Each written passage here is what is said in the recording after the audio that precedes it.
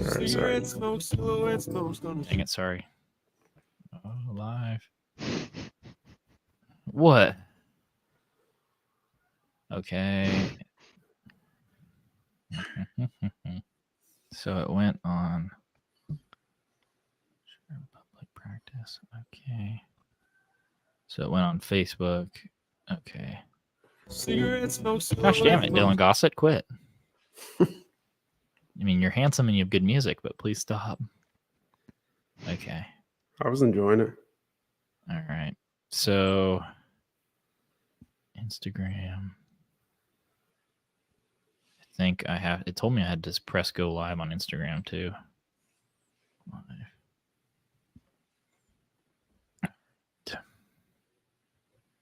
Are we live anywhere yet? Yeah, it says Facebook and YouTube are good. Okay, I had something to say to Peyton, but I'll wait. Oh, you can tell him. Sorry about your deer, bro. R.I.P. He's a good soldier. What's up? Oh, It happens. all right, It here happens. we go. All right, let me change the title for this on Tick to the Talk. All right. Are you just running TikTok through your phone, Christian? Mm-hmm. Go live. Okay. All right. So you guys should be able to go live on the TikTok and request to join. Okay, I'm gonna turn down my. Oh, you put your podcast mic in the old frame there.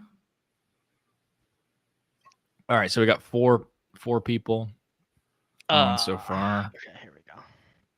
All right. Did you see it on TikTok? No, yeah. All right. So you should be able to request to join there.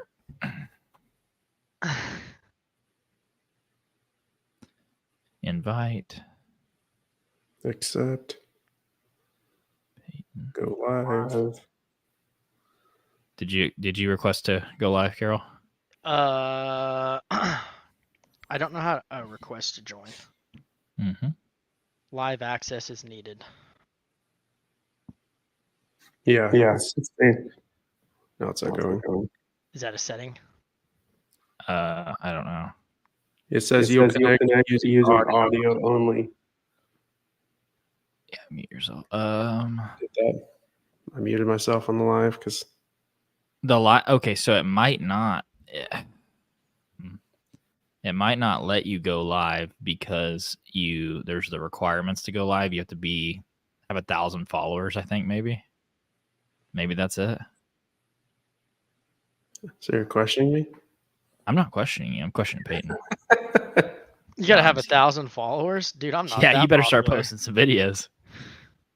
So, okay, you guys can, I guess, keep it. I'm trying to think how to do this on TikTok now. Team ID. Maybe it's under account. 1 second. Let me look it up real quick.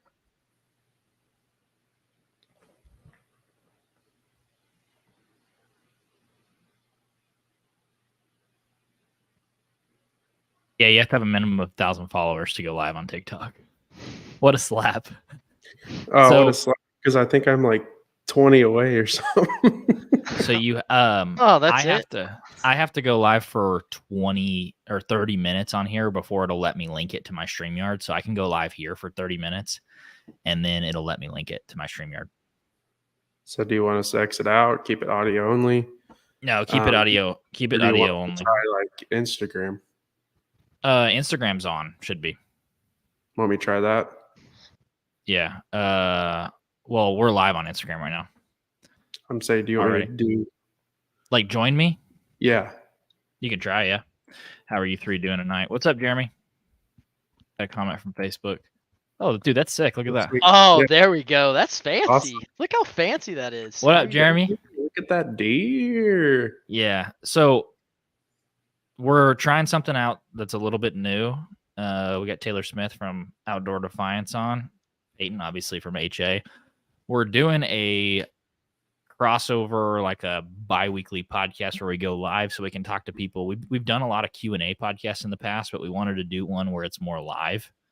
And we're streaming on Facebook, YouTube, Instagram, and TikTok right now. So that's what we're up to. On Instagram, do you have like a podcast page? Mm-mm. It's just Hunter's Advantage. Is it not live? No, sir. All right. Once you're live, your stream is public. You'll find it at the top of your viewer feed. Let me see. Well, Nice. For most stream users.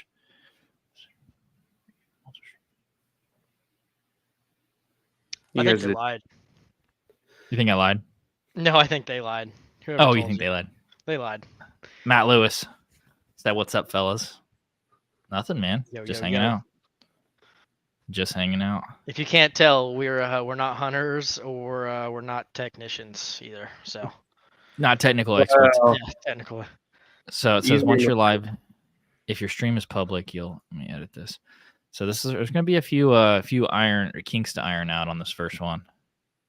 But what if I join your Facebook? Yeah, you can join whichever one. So how to find your Instagram? Keep the Instagram. You'll need to.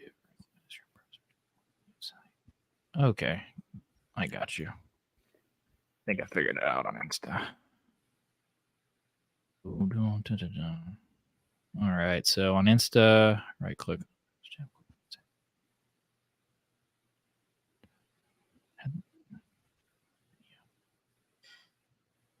Create live video.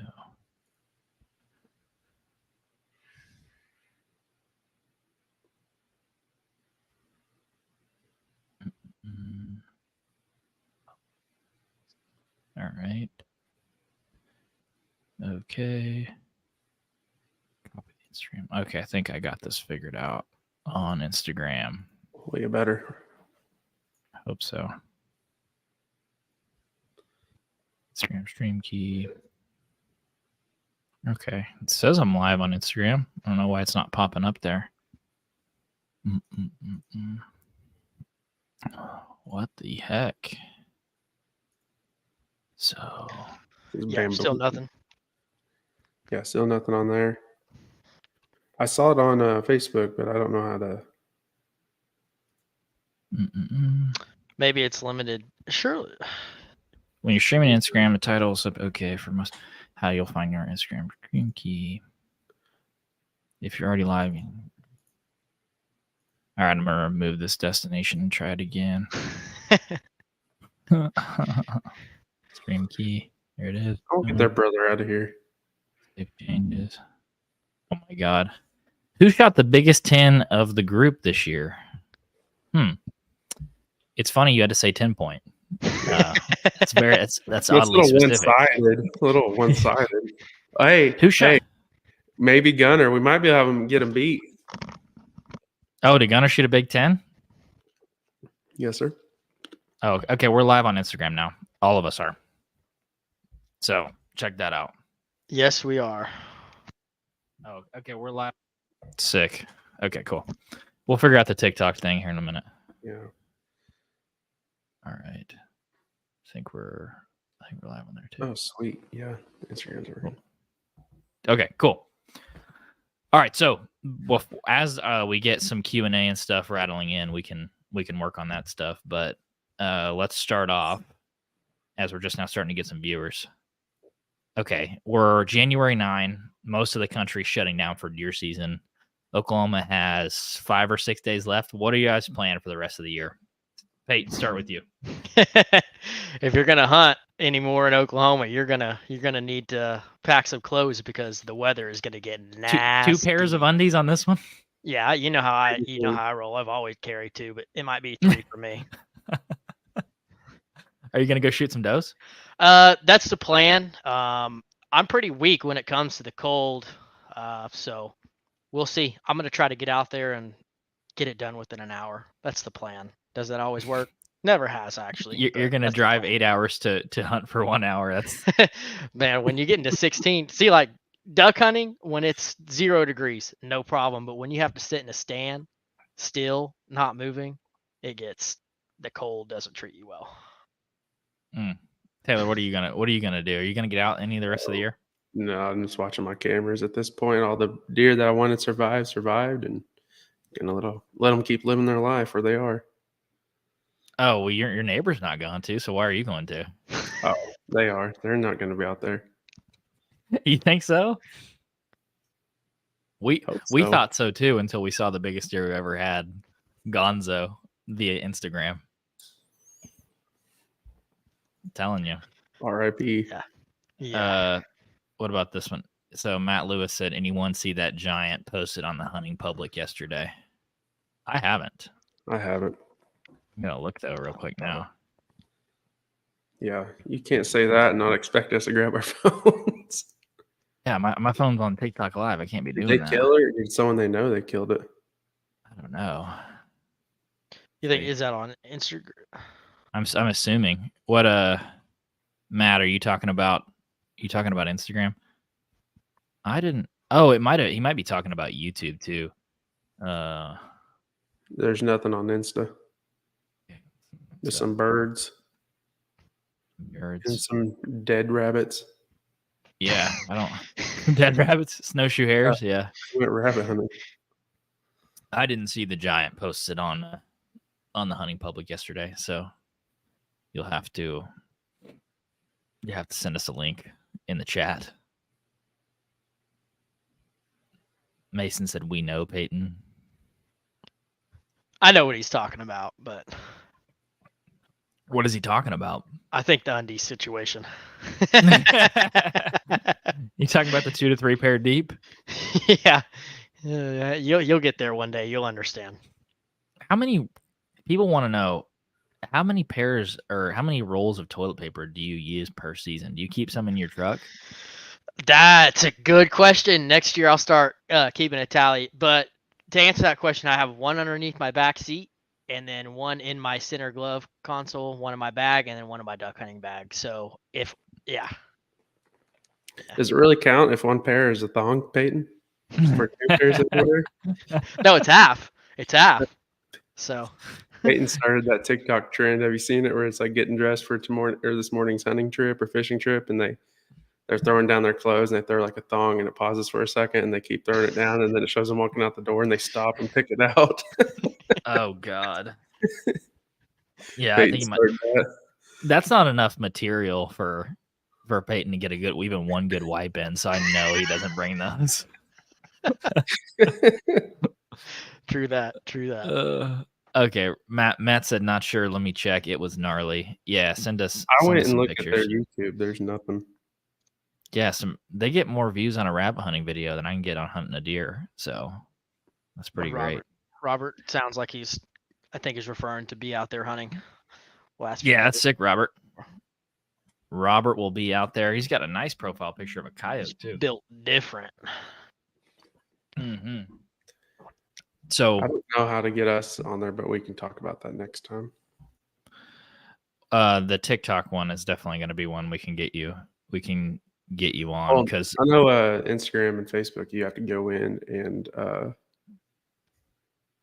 actually like invite us through the app. Oh, really? That's a bridge we can cross later. All right. So end of season.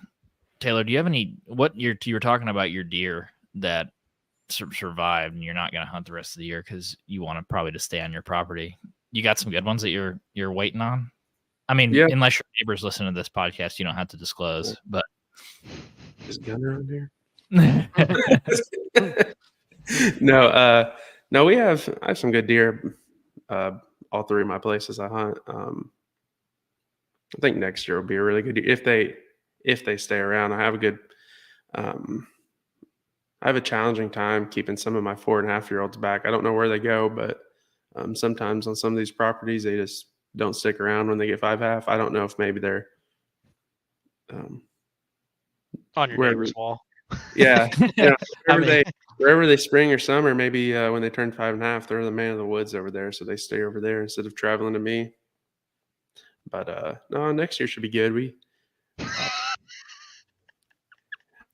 we got a really good one here. What do you guys think about this one? That's awesome.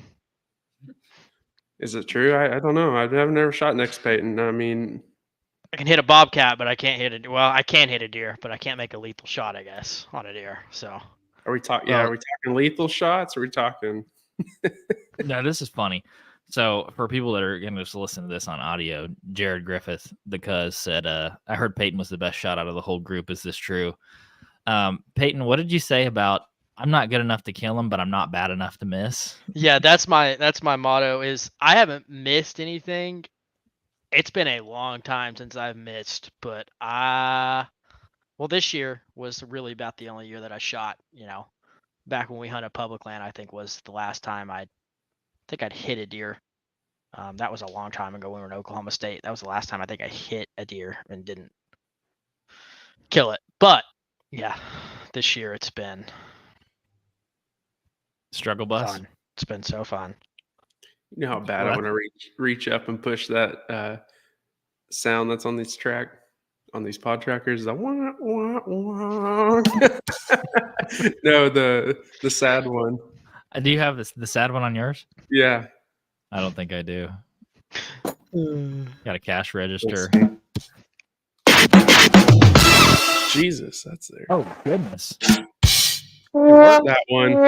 Oh no. Jared said, "As long as you draw blood, that's all that matters." That is exactly right.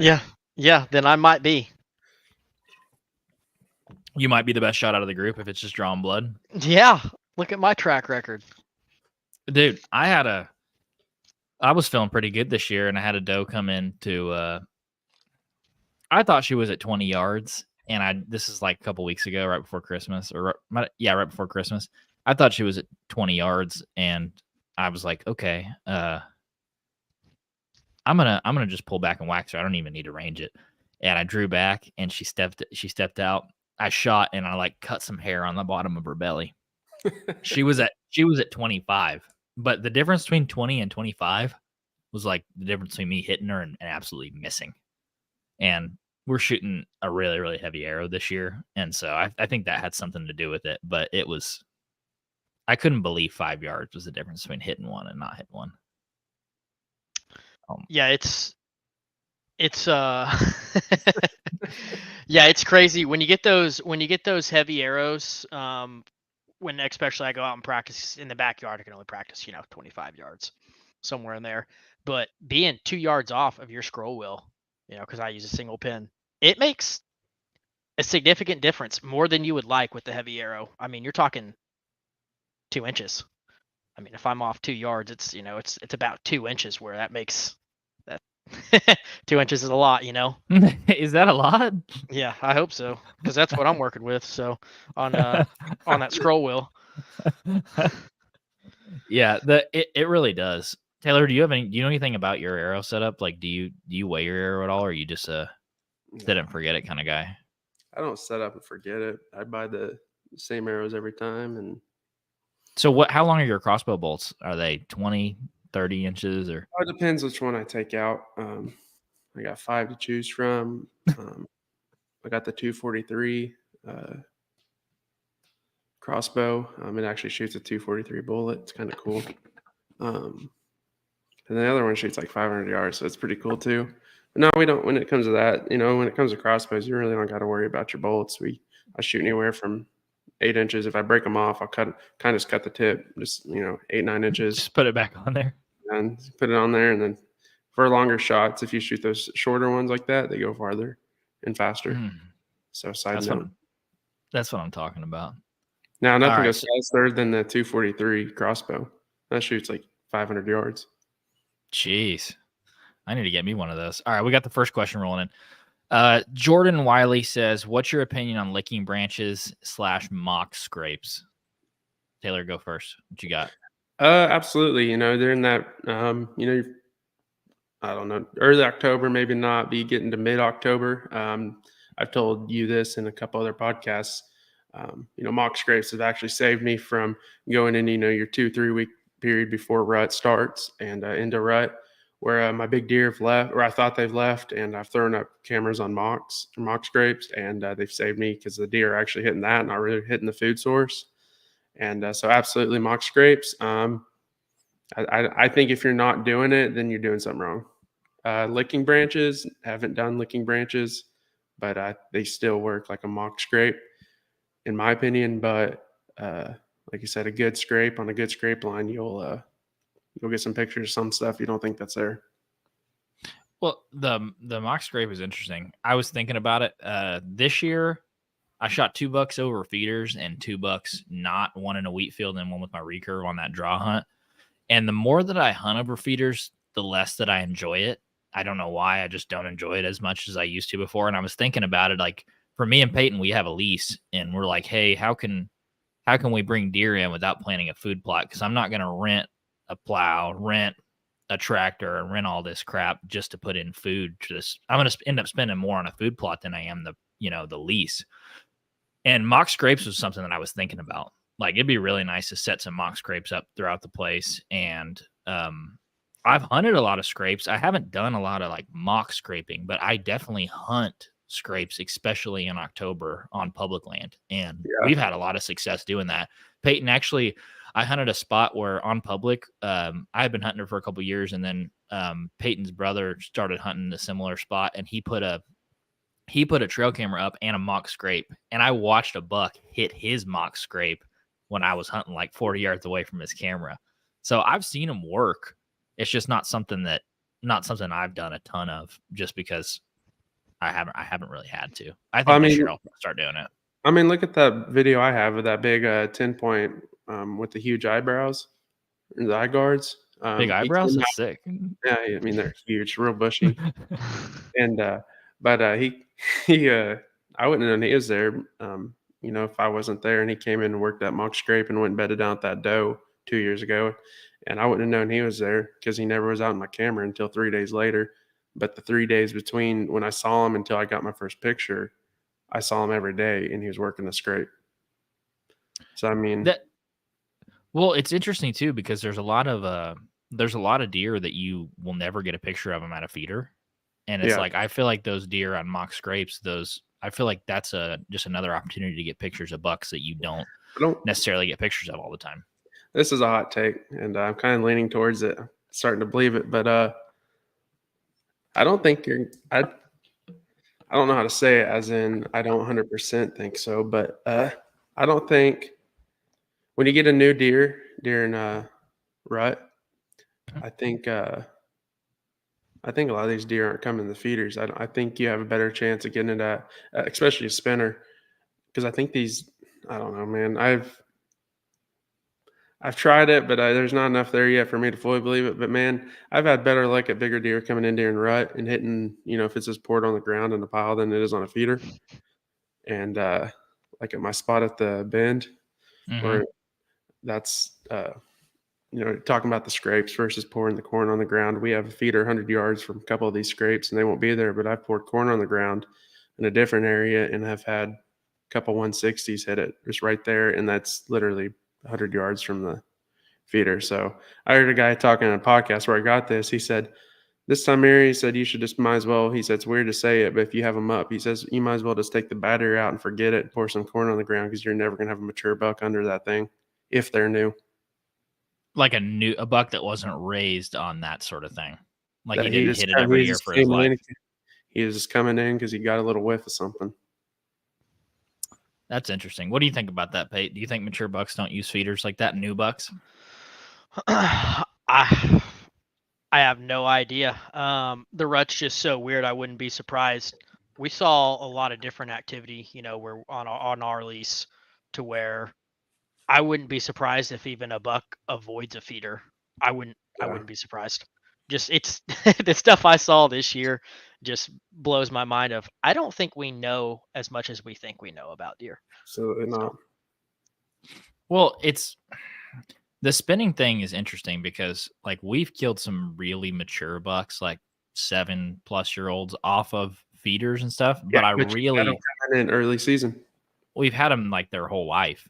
That's what I'm saying. Like I've seen them multiple years, and it's like I don't know. And you see that a lot in the Midwest, especially urban areas and stuff. People don't run feeders. They just dump corn piles. They don't run feeders. It's like, well, why don't you run a feeder? It's like, well, it's not natural. And it's so interesting that a feeder spinning, I understand that's like intrusive, but corn on the ground, they just like come up to it and they're like, oh, it's on the ground. It's from the earth. It's Yeah. like they just disregard it. Here we go. I got another one for you. Dalen Sloan said, got my biggest buck to date with bow this year, 147. What's y'all's biggest with the bow? Go ahead. Either one of you. Go ahead. I don't know the exact score. It was so big I didn't even score it. They're not over 180. I don't even look at them anymore. Just kidding. No, I haven't really gotten scored. I'd rough scored him. He's a 156. That's my biggest so far. And I shot him, and then 4 days later, I had an encounter with another one that would have beat him. He's easily 170, but I couldn't get it done. But be on the safe side, he's probably 150, maybe 155. But that's a good one with the bow. Carol, what are you up to? Well, the biggest scoring, he's right above me. I look at him every time. The biggest not scoring, much to look at, but yeah, he ain't much. Mike's up there. But the 11 point, I scored him quickly, very conservatively at 129. So he could go 128. He could go 131, but I would say 129. But he's, as far as score wise, the one that I'd shot a few years before, he's definitely bigger, way bigger frame, but he didn't score as much. I think he was 126, but he's looks about twice as big. Well, that's what happens when you have a mid 130s 8-point that breaks off both of its eye guards. It starts looking a lot like 125. His eyebrows. Sorry, yeah. His eyebrows. Eyebrows will save you in a deer like that. I shot my biggest bow buck and my biggest buck either way. Any weapon. It was October 30th this year. Peyton was actually there. And he scored 150 on the dot. And it was funny because I let Peyton add up all the numbers because I didn't want to add them up wrong or add something. Because when I shoot them, they're about 5 inches bigger. I just add that just for me, But I let Peyton add it up, and it was like 142 and something without all the 8s. And I was like, there's no way the 8s are 7 or 8 inches. And then Peyton started adding up the 8s, and he added them together, and it was 150 and 0 8s. I was like, oh my gosh, that's crazy. That's cool though. Yeah, and he had probably an inch broke off his eye guard, so a low 150s is my biggest. And that was my goal this year. We actually had one on this year that Peyton passed. How many times did you pass Mr. Next Year this year? 3 times? Peyton passed a 182 three times. Yeah. We had a buck that was probably mid 150s, maybe 160s that Peyton passed 3 times, which it's hard passing a buck bigger than anything you or Here comes the next question. Shot. Why would you pass your biggest bow buck? Hey, I'll hit it. The next question. Why would you pass your biggest bow buck, Peyton? In hopes that he actually would get to 180. But I don't know. I passed. This is the hot topic for me. I passed my biggest bow buck probably 5 times this year. Different bucks? 5 different bucks. Yes. They were all, every single buck they weren't old. They were probably mature enough. Some of them were mature enough, like the 8 points to shoot, but I was more in hopes of, 135 inches. If somebody else gets him, it's not the end of the world, but if he makes it, it's like, okay, he could be, you never know. He could be 135. He could be he might magically grow to a 10 point. I have high hopes. I have no idea, but he could be 150 next year. We saw Mr. Next Year grow he was a mainframe 8 with a little extra. He went from 130s to arguably 160s, low 160s, high 150s. So yeah, just in hopes that it just takes one to blow up, and Good food source, good water, and no neighbors, and he might blow up. No neighbors until you realize an outfitter's your best neighbor. We probably shouldn't discuss that because I'm going to get very irritated at that. Oh, that's awesome. Tristan Moss said an arrow fits in a 410. Nice. It's kind of sounds like you've done that before. That's interesting. Get a blank. It's easy. That's awesome. Tristan killed a freaking huge buck this year. That was awesome. Okay, here we go. Dalen Sloan said, would you rather hunt a pinch point bench or a big holler? A pinch point bench or a big holler. So Depends what part of the area you're in, really. well, what area? Let's say a mountainous area. What's your mountainous area? You want to hunt that, in my opinion, hunt the pinch point bench. Why so? I feel like they'd travel more. I don't know. I don't hunt mountain areas. You guys do. Yeah, we do. Yeah, it's tough. This is a really, really good question because when we went, we really focused on those pinch points, those draws, those, all those points where like, okay, here's a funnel. I focused those, didn't see anything. Other people in the group were like, we're hunting out in the middle of a field and we can see 300 yards and we're seeing deer all the time. And it was working. How many deer? And I don't know. I couldn't tell you. Do the opposite of what I think is obviously what goes correct. I mean, if you're situations like that. down in Arkansas, you're going to have to try to get more of those pinch points, I feel like, in the mountains versus like if you're in the open more in Kansas and Iowa, a big holler, I feel like deer in rut because they're trying to push out the does out there. That's a tough question. Which one of those is limited in the area that you're hunting to? Like right. If you're in Kansas, like you'll see it in Kansas where there's these big, deep cuts, like, and there's only one of them and it's a one big cut and it's the only place that's got any trees and it's usually like cedars and stuff.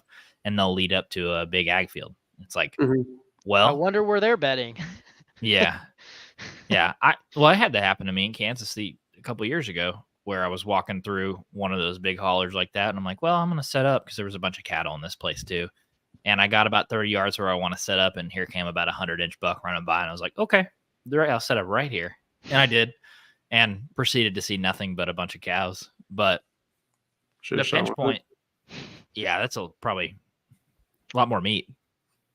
A lot of those weehaws, dude, in Kansas, they suck because you're literally get 50, 60, 70 cows on an 80-acre piece. And you're like, okay, there's not a single blade of grass on this entire thing.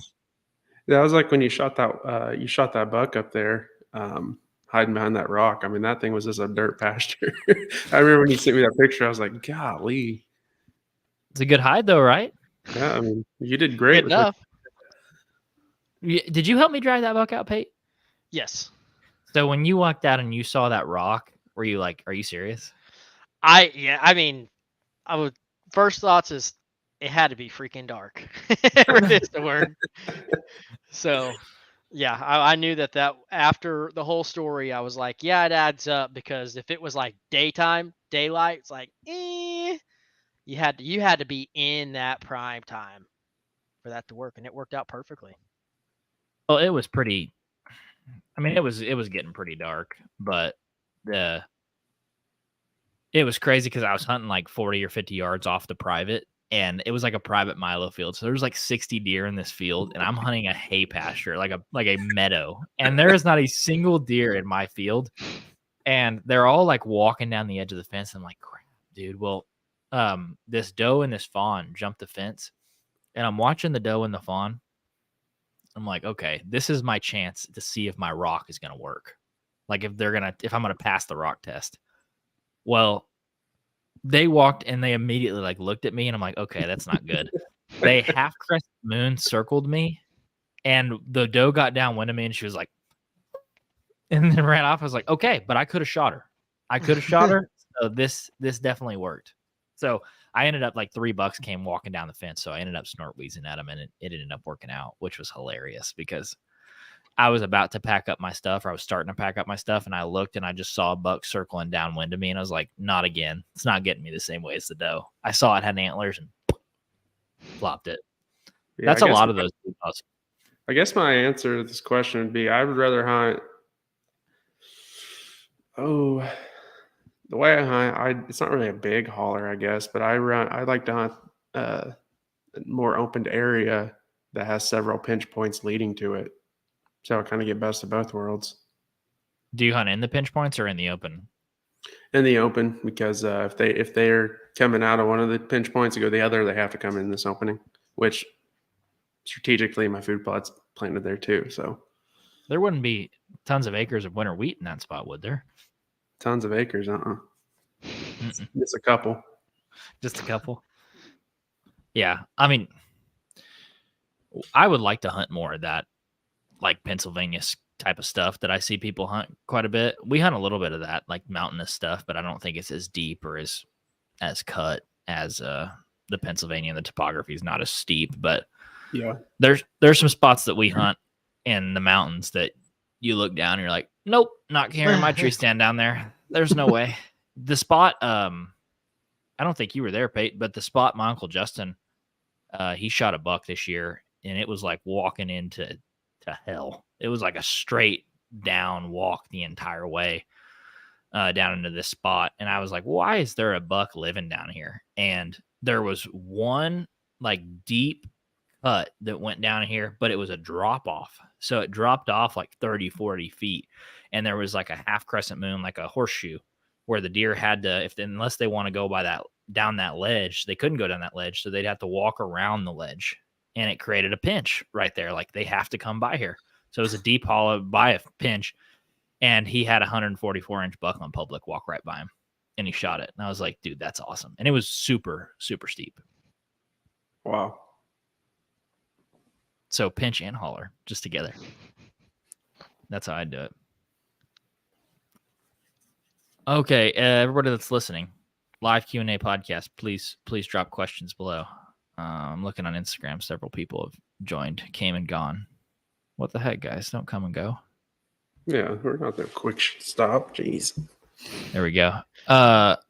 Dude, have you looked at any of this stuff on the CJ Alexander buck, Taylor? Man, that's a rabbit hole. We're talking the Ohio guy, right? Yeah. Have you looked at any of that? I just saw a podcast came out about it. The hunter guys who initially had him on. Mm-hmm. They just did another podcast. It was our take on the Alexander buck investigation. So I guess people are getting more involved in it now. It's a little weird. Stuff don't add up. Like you say, I went back the next day, but all of his pictures are night, or the next morning, all the pictures are night, and I don't know. There's something there that's not adding up. And I feel like either way you look at it, I feel like there could be something wrong because, I mean, I don't know. I don't know. I guess I didn't know what the temperature was up there, but why would you find a buck during the day and wait for night pictures? There's only like one picture of the buck on the ground during the day, and it's like a real close-up headshot of it.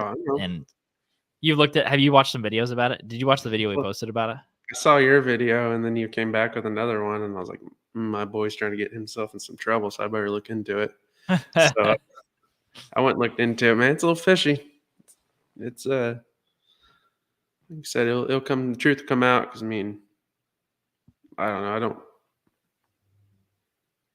I don't believe it, but you personally don't. What do you think, Pate?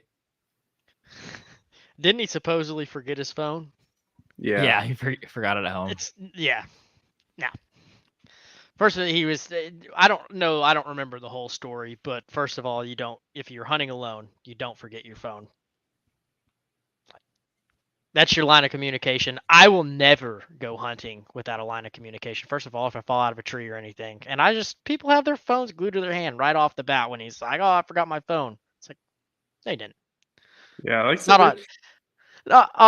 you may have forgot it, but it was on purpose. Well, and it's like everything they question, he has an excuse for. It's like what? Well, just like the whole, why did you go look for it in the morning supposedly, but have night pictures, and it's this from my phone.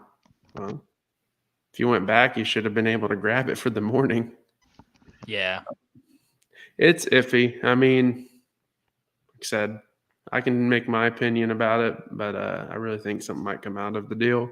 And if that's the case, hope they use him for not what to do. Yeah. Well, it's if And I'll let me go back on that. If he did it right, I'm happy for him. I don't want anyone to be like, "Oh, you're jealous," or no. I just don't like people that do stuff wrong on that end. yeah, that's a good point.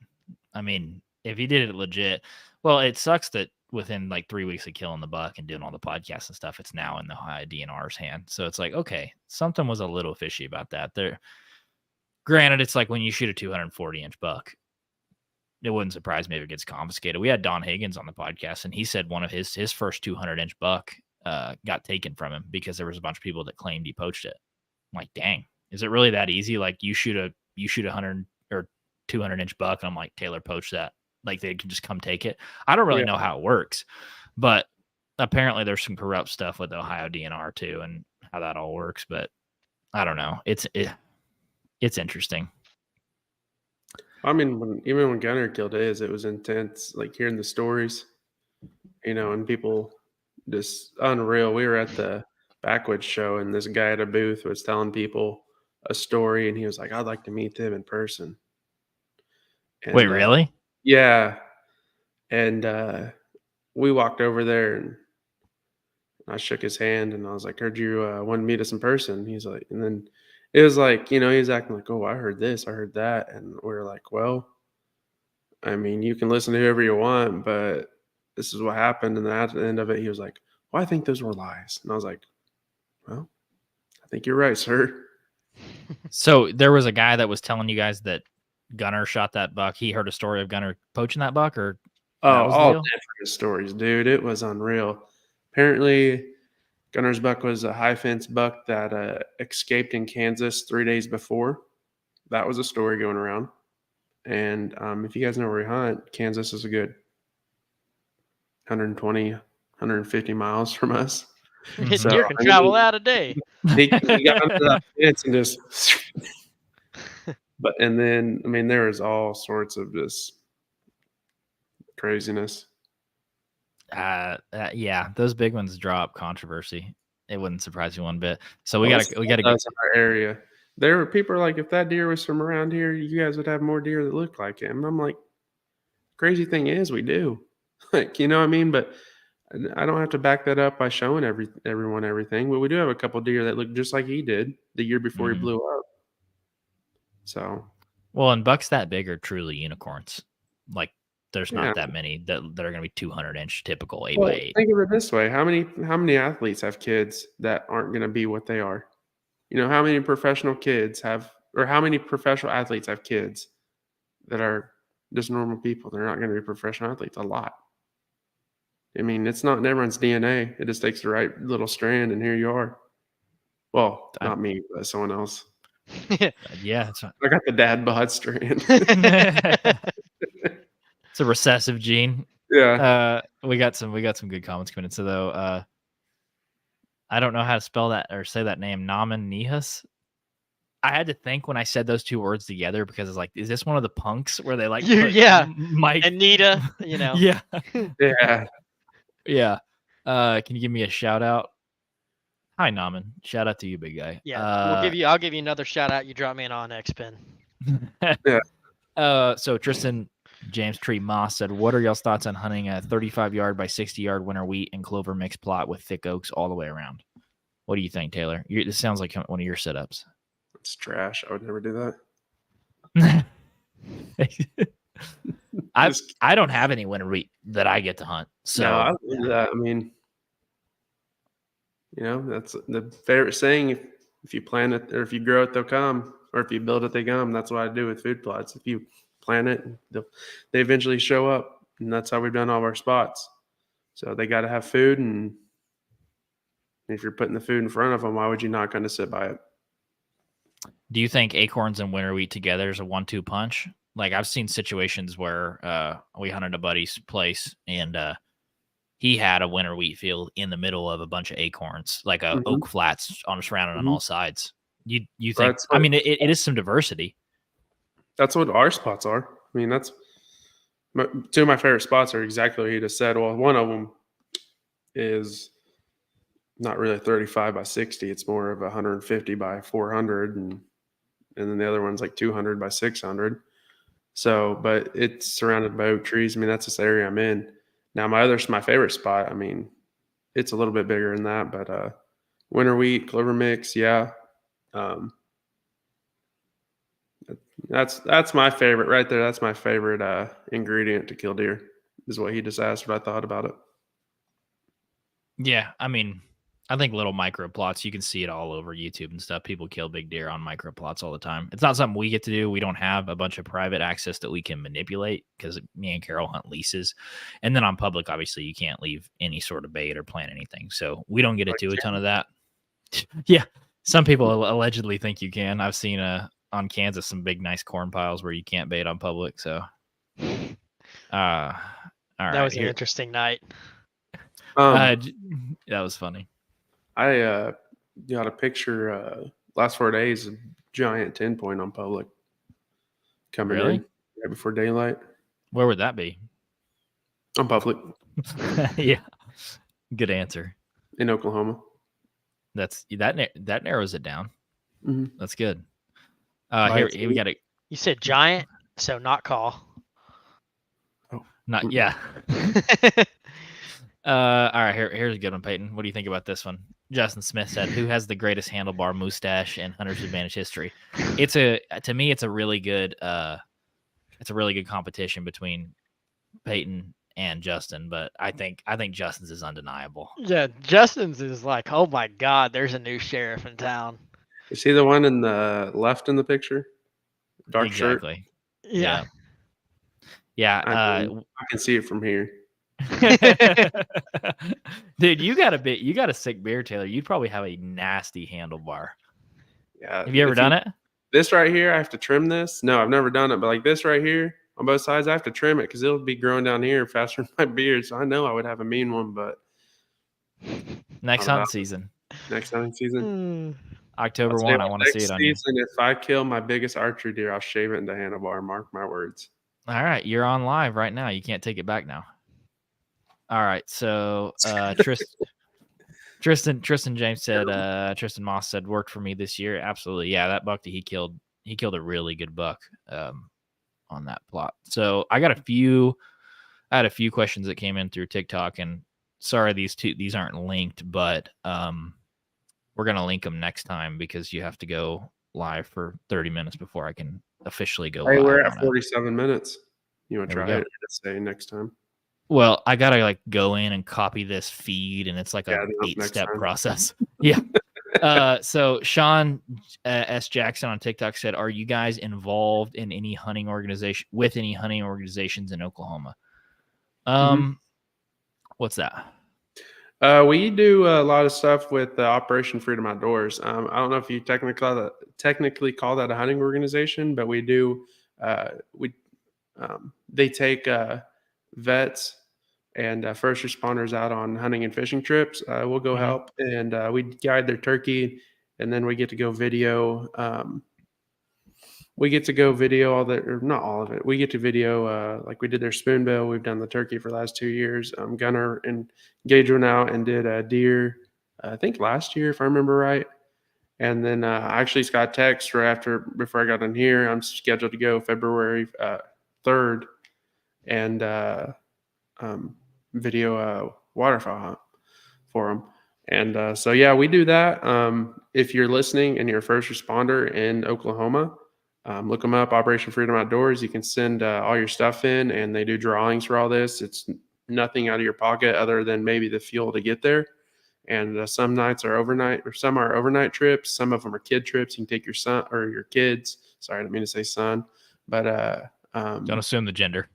Yeah, I didn't mean that. I don't know what I was thinking, but and then some are day trips and some are overnight trips, and then they have like end of the year deal where everyone gets together and has a big dinner and hang out. So it's a blast. I'm very honored and privileged to be able to be a part of that. So yeah, I'm a part of that. February 3rd. That's my birthday. You gonna take me on that hunt? Do you need a second cameraman? You a first responder? Cameraman. I'll have the Maybe. drone ripping. Yeah, into the water. Scare all the dang. Yeah, well, I did throw one into the water. I did throw one into the water. Well, I'll I tell you what, remember guys. getting that call. Hey, you selling your drone? I was like, no. Why? And he was like, I wrecked mine. Okay. I didn't even wreck it. So I was getting this sick shot through the creek. I mean, my drone was like 12 inches off the water, and it was going through a bunch of trees hanging underneath the creek. And I was like, this is an awesome shot. And I don't know if you've ever used the DJIs, but a lot of times the screen will lag. And I'm like, hold on, where is it? And then I see it like go a little bit more. And then I'm like, it says disconnected. I'm like, where is it? And then we went and looked. It wasn't in the trees. Couldn't find it in the water. And I was like, maybe it returned to home. It didn't. It was in the water. Yeah. So like I lost a $350 drone. We were out on the spoonbill trip, and I took the drone, and the guy was like, well, I took it off without anyone really looking at or paying attention to what I was doing because I was on the back of the boat, and I took it off, and he was like, he turned around and said, buddy, he said, I hate to tell you, but I have not really seen a good ending on drones on this boat. He said, because they'll get disconnected and try to go back home, and it'll be, where we were 10 minutes ago. In the water? Yeah. And, but I got it. The battery's about to go dead, and we were moving. It was kind of weird. My heart started pumping, but no, I just caught it when it came down. Carol, do you remember in Saskatchewan when we were bear hunting? We were actually pike fishing, and we were running the drone out of the boat.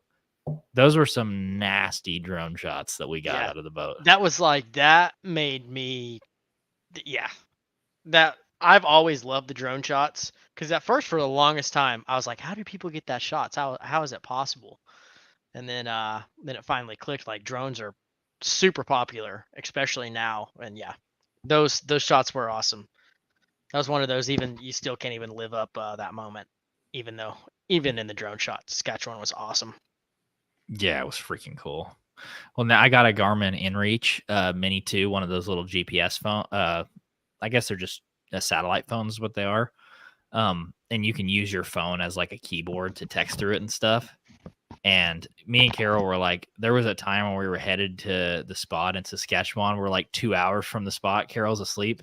And the only way we're getting there is road signs. Like, our Google Maps quit working like 2 hours ago, and there's no gas station. And I'm reading on my phone like what the guide texted me. She's like, when you see the sign for road 4682, go 30 miles. And I'm like, are you sure? And we eventually found it, but it was sketchy. It was super sketchy for a while. It was awesome. And that's not even as like sketchy as it gets up in Saskatchewan. It gets way worse. There was a guy that was in there fishing, and he said, he's like, yeah, we're going to fish, and then we're going to head 10 hours north to like keep fishing. And I'm like, what's at 10 hours north? The end of the earth? There's nothing. Eventually you fall off. I mean, You guys, Kyrie, you do. Yeah. Well, the guy was saying though that he said that there's certain camps in like northern Saskatchewan that you have to fly into. Like, you have to boat plane into them. My buddy went up there and did that. They boat planed in there, and then they got dropped off. So it's a lease deal they get, and it's like each member can take like 2 people with them. So he got to go up there because his uncle had it. So his uncle took his dad and him. They flew in, but you have to like take gas in, like can of gas and all that. Well, they were the last group of the year, so they'd like winterize all the boats, flip them over, take the motors off, take them down to the cabin, and it's like everything was gravity fed. So all the water that was left in the tanks, they had to drain it out so it wouldn't freeze. But it was a cool deal like that. And then freaking awesome. That would be. He said I'll get to go 1 year, but. Well, Pate was talking about, he was like, we need to fly into Saskatoon and just go up there and fish.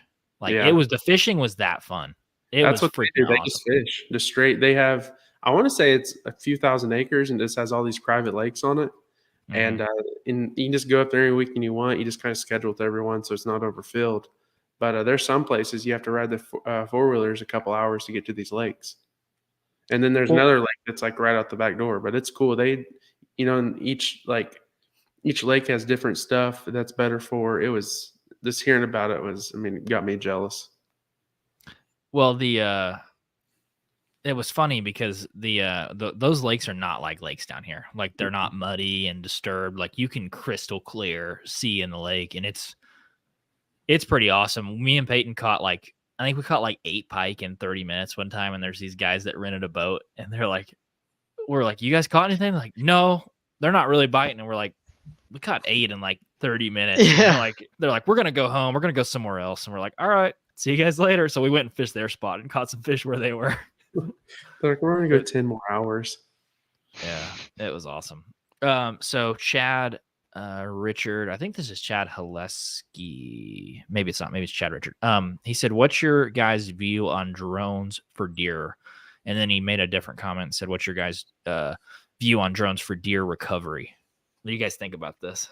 Carol, you had an experience with a drone for deer recovery. What do you think? It was awesome.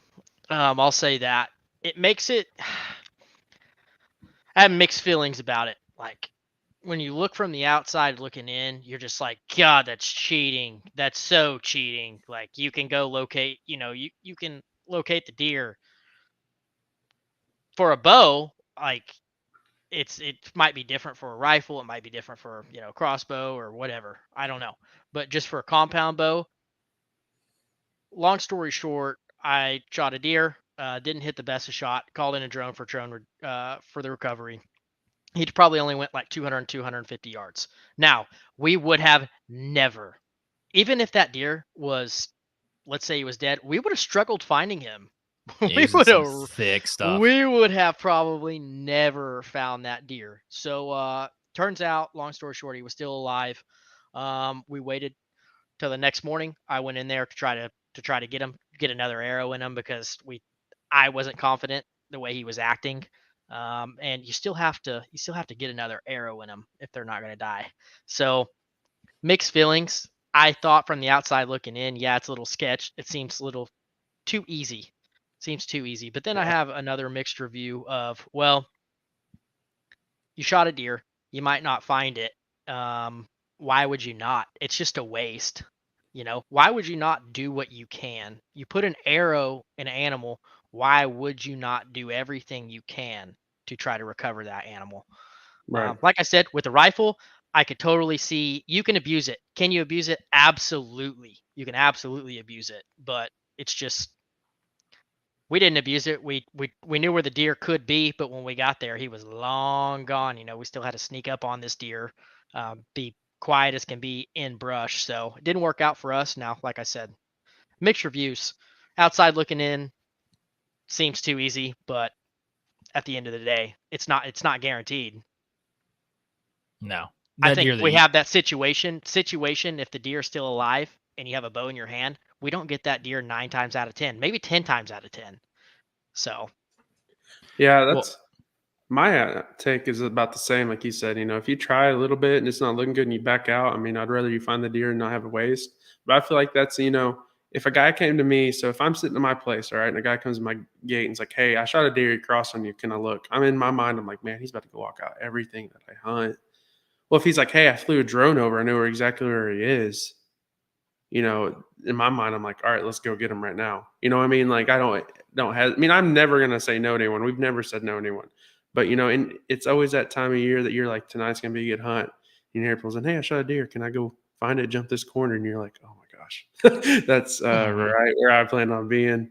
And, but no, like you said, if I'd rather be able to find it with a drone and recover it than be like, oh, maybe I'll find him dead later, because that's, as hunters, we're not supposed to do that. But I also think, like you said, it can be abused. So I don't know. It's a gray area. I mean, I feel like you should at least give it a try to look for it on your own, and then drone be secondhand. I'd be a lot more inclined to like you said, let someone come look. If it's like, hey, he's right here and he's dead, give me 3 minutes. I'll go in, grab him, and drag him out. Like, that's better than, hey, can I walk through your bedding area for 2 hours tomorrow and look for this deer and not find it and let it rot and you find it during shed season? It's like, no, I don't want that to happen anymore too. Yeah. Oh, by the way, I thought I hit a good shot, but maybe I didn't. Because that's one of the things too that I love about filming.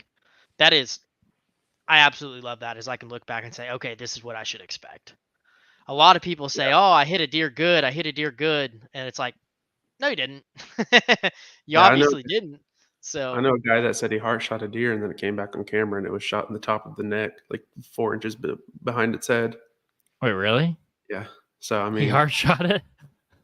Maybe an artery leading to the heart. but Yeah. obviously not. Yeah, obviously not. But in Peyton's instance, when he shot that buck, we knew exactly where the shot was because he filmed it, and then we looked at it on the recovery when we were using the drone. We're gonna drop a video about it. It was super cool. Exactly where the buck was hit because the buck started turning over once the light hit it. It like showed each side of the wound, and within 24 hours of us looking, we jumped that buck out of his bed the next morning. He was still alive. Within 24 hours of looking, we found him like he was back on the camera again. wow. Within 24 hours, and it's like. Was that the one at your lease? Yeah, that was the refrigerator.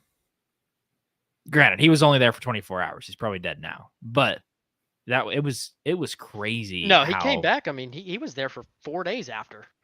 Oh, was he? Yeah, he was Oh. there for like 3 or 4. Oh, that's right. Yeah, 3 or you're 4 right. days after, and then finally he was there like clockwork, morning, midday, afternoon, and then he just stopped. We're like, finally He's got to probably- him. Did you check that outfitter's social media? Yeah, I didn't find him on there. Don't get me started on that. No, that's he was too old. He wouldn't have shot him. Oh God. So Kidding. we I'm kidding. Chill out.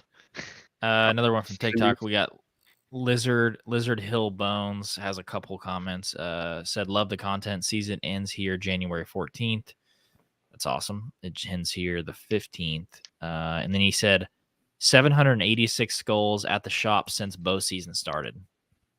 I wonder if this guy mounts or European mounts deer. And I don't know where you live, but if 786 in your county got killed that are bucks, God bless your soul. I don't know if you'll ever see another buck again. 786 skulls since the beginning of bow season is what he said. I thought you'd be surprised if you started looking at counties. How much were killed? Oh, no. 786 bucks. It's like how far do people travel to bring you their deer? Because that's a lot of deer. Yeah. That is a lot. If he's like, no, I killed that many. Me and Charles Beatty are hooking up, and we end up killing that many this season. That's crazy. One of my old coworkers, my work mom, Pat G1111 said, Christian, love the setup. Camera loves you. So good to see you doing what you love. Thank you, Pat. That's very nice of you. Thanks for the shout out for me and Peyton. Pat. Sorry, our cameras aren't good. No wonder why Christian was fired. Exactly. Manifest DEX said, like y'all to talk, bro. I don't know what that means. Okay. Laker said, just got a bow and crossbow. That's sick. Manifest DEX said, you've been chasing? Not many ever even get to 170. I agree with you. Sean S. Jackson said, are y'all involved with any local? I'd like to hear the take to what he meant by that. Does that mean like we should shoot all the small ones, or? I think he was saying not many deer ever get to 170 because we were talking about.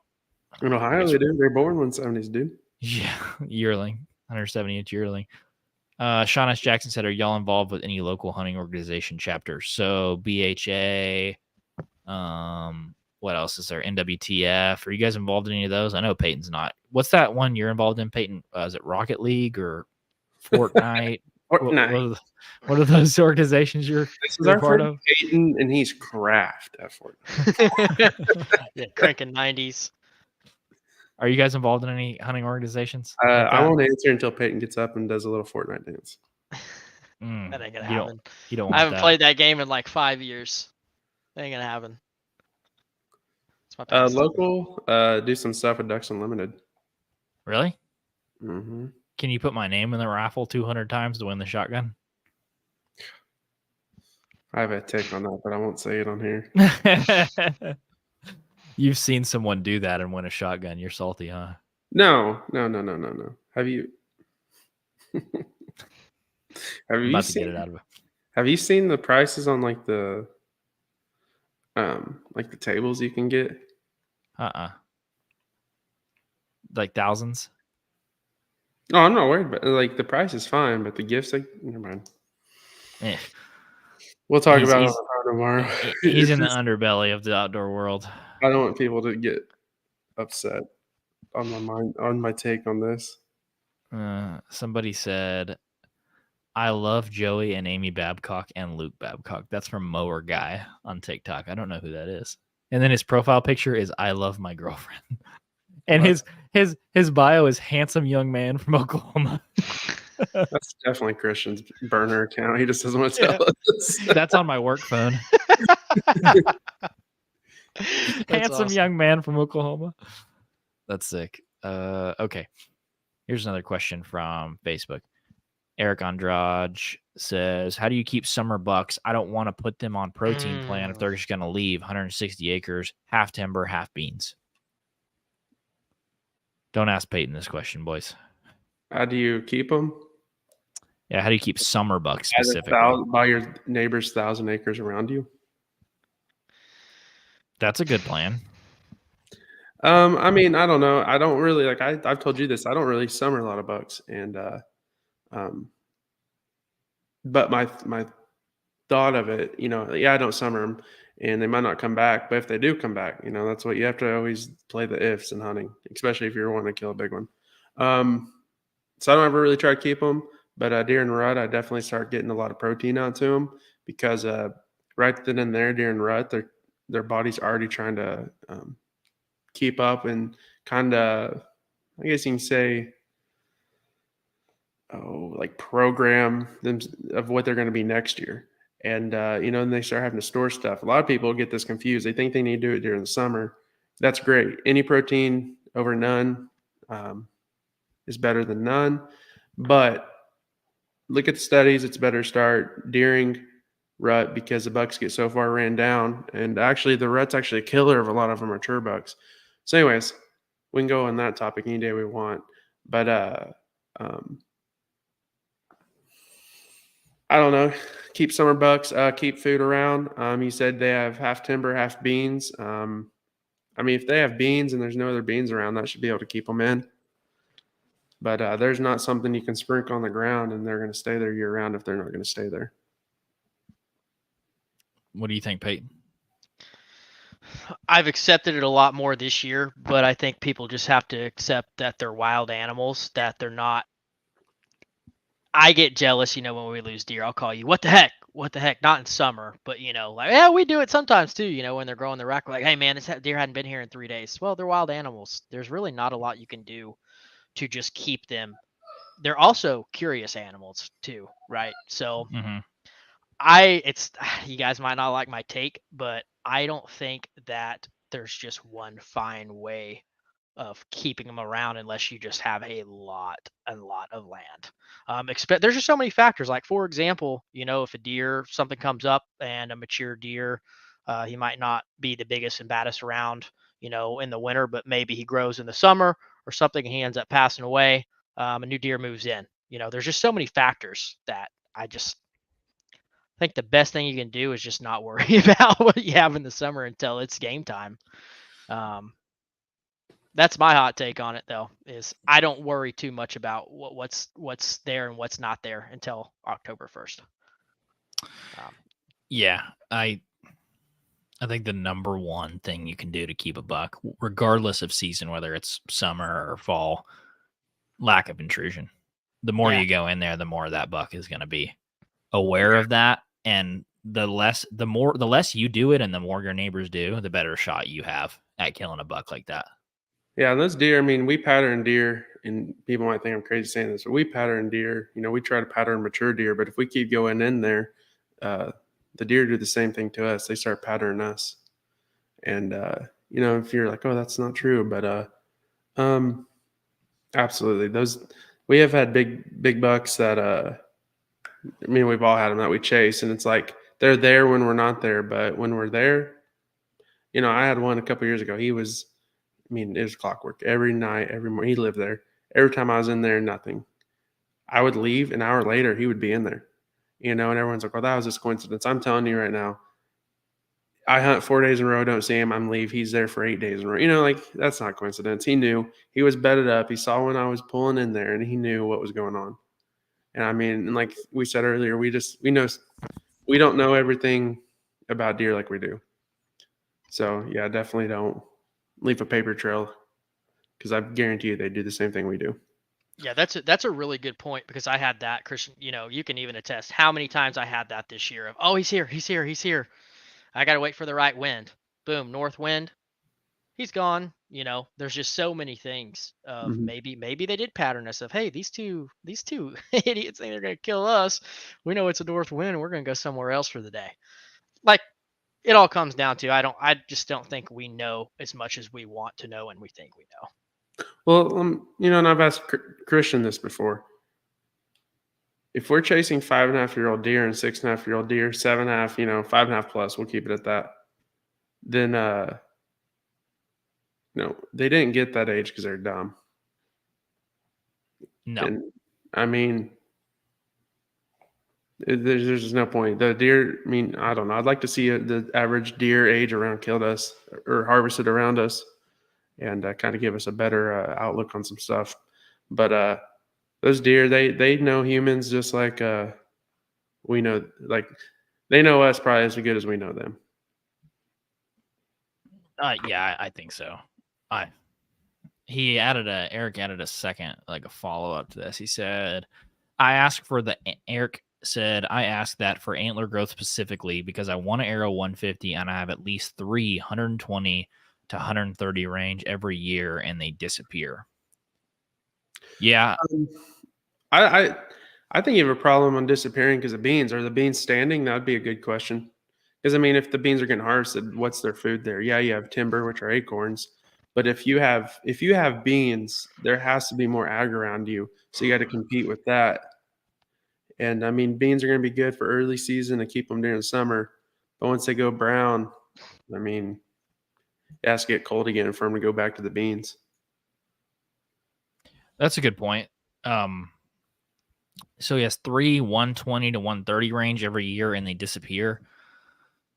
Huh.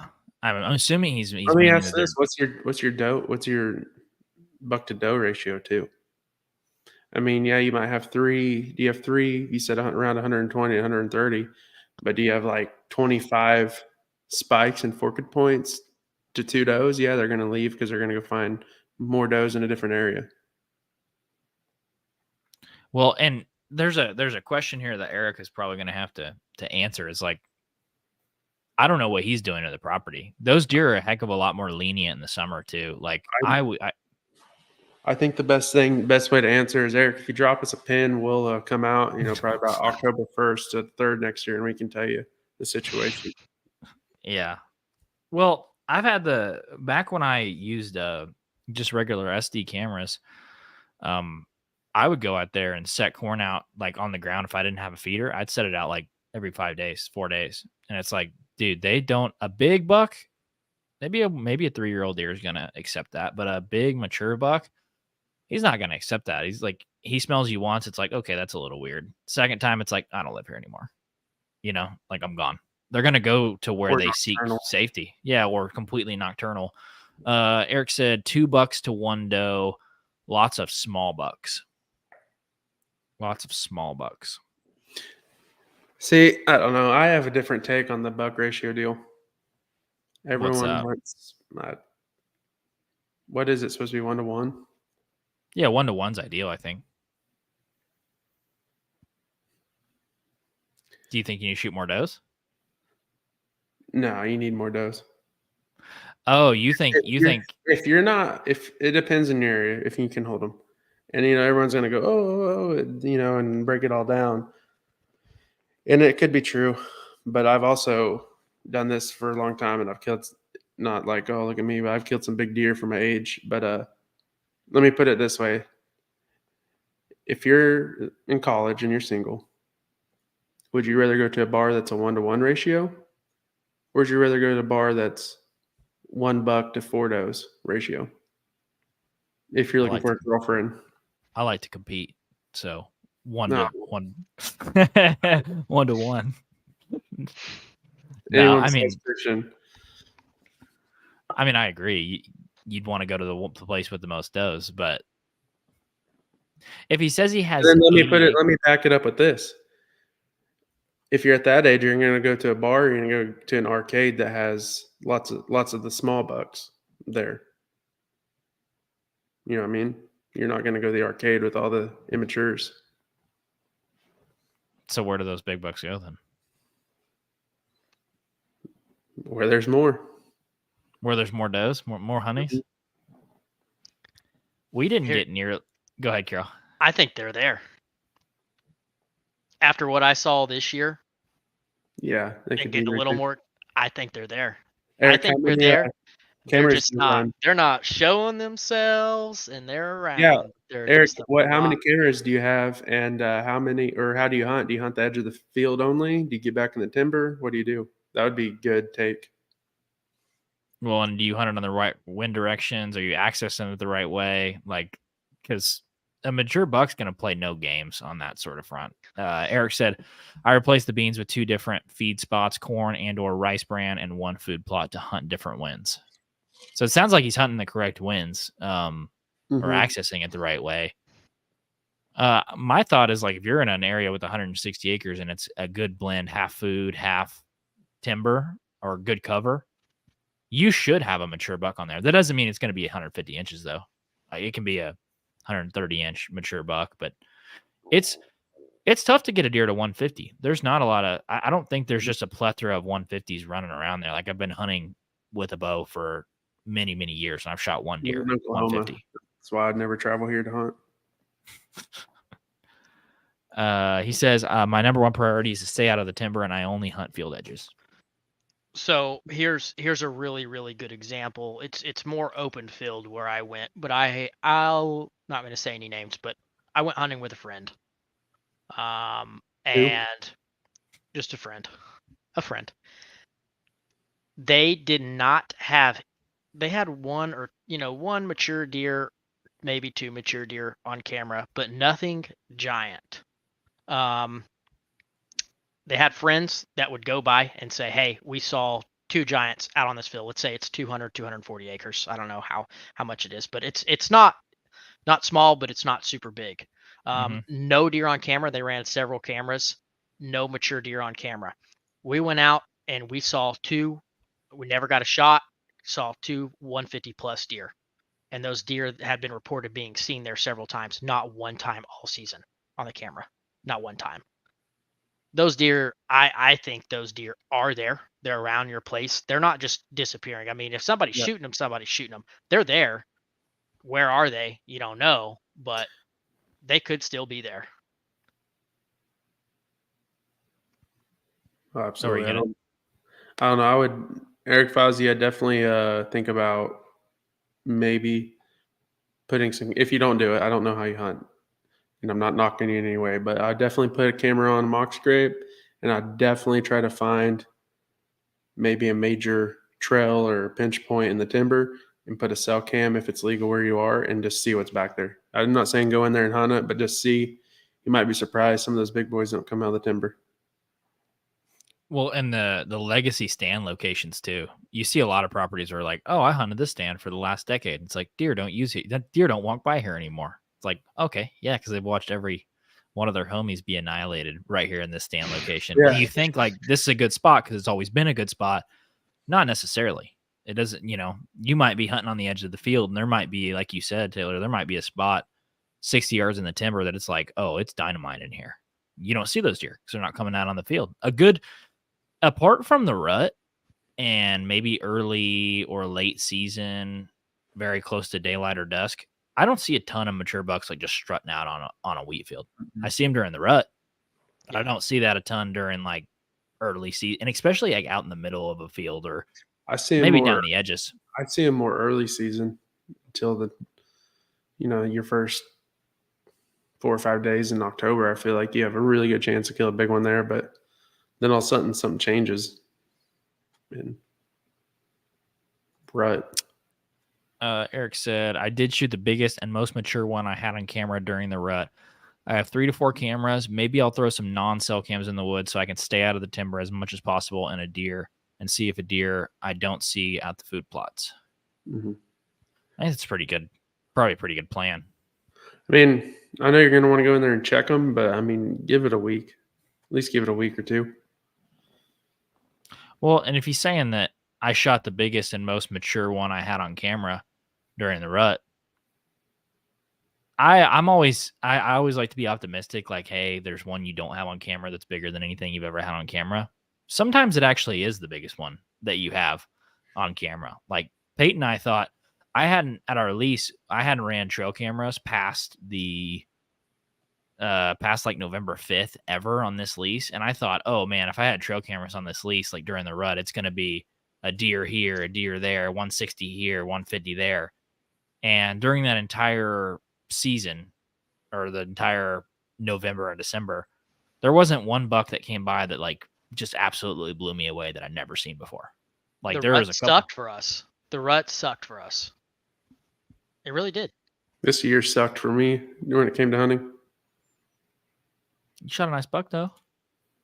Yeah. But other than that, I mean, it didn't suck in that aspect. It just sucked for the normally what I have, I guess, or the expectation. Right.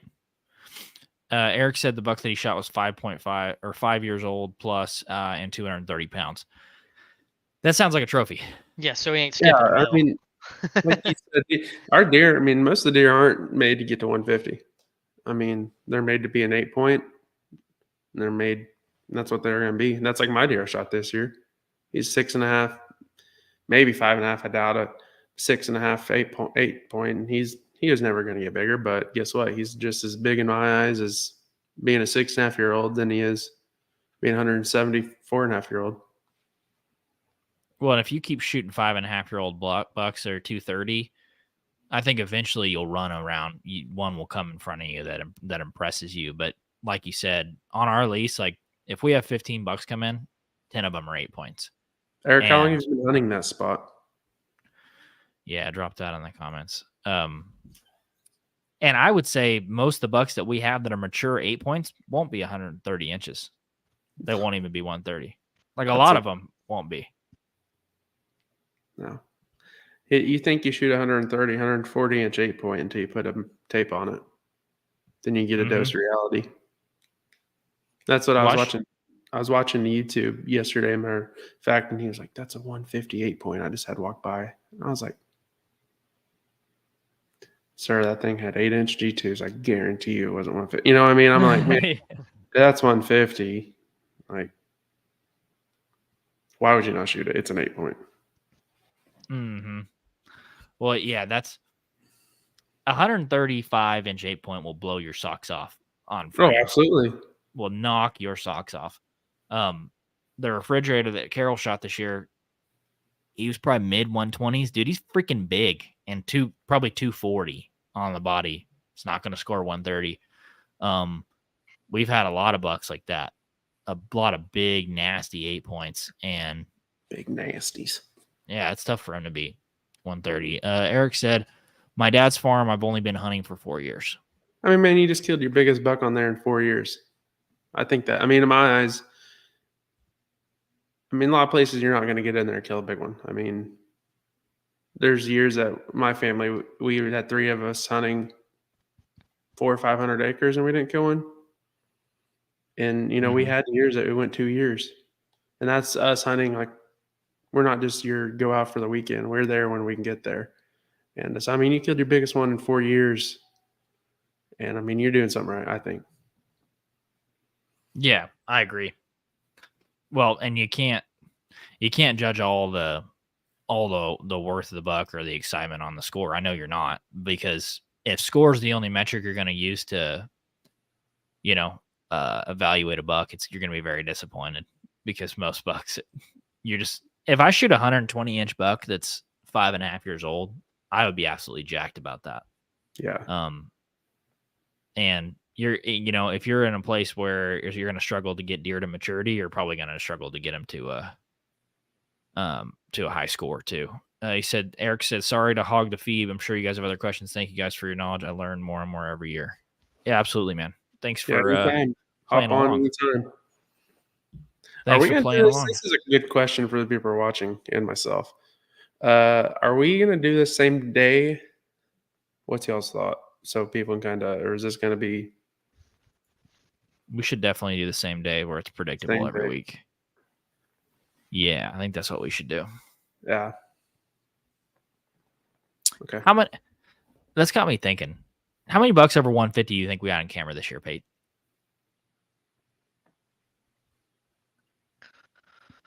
Man,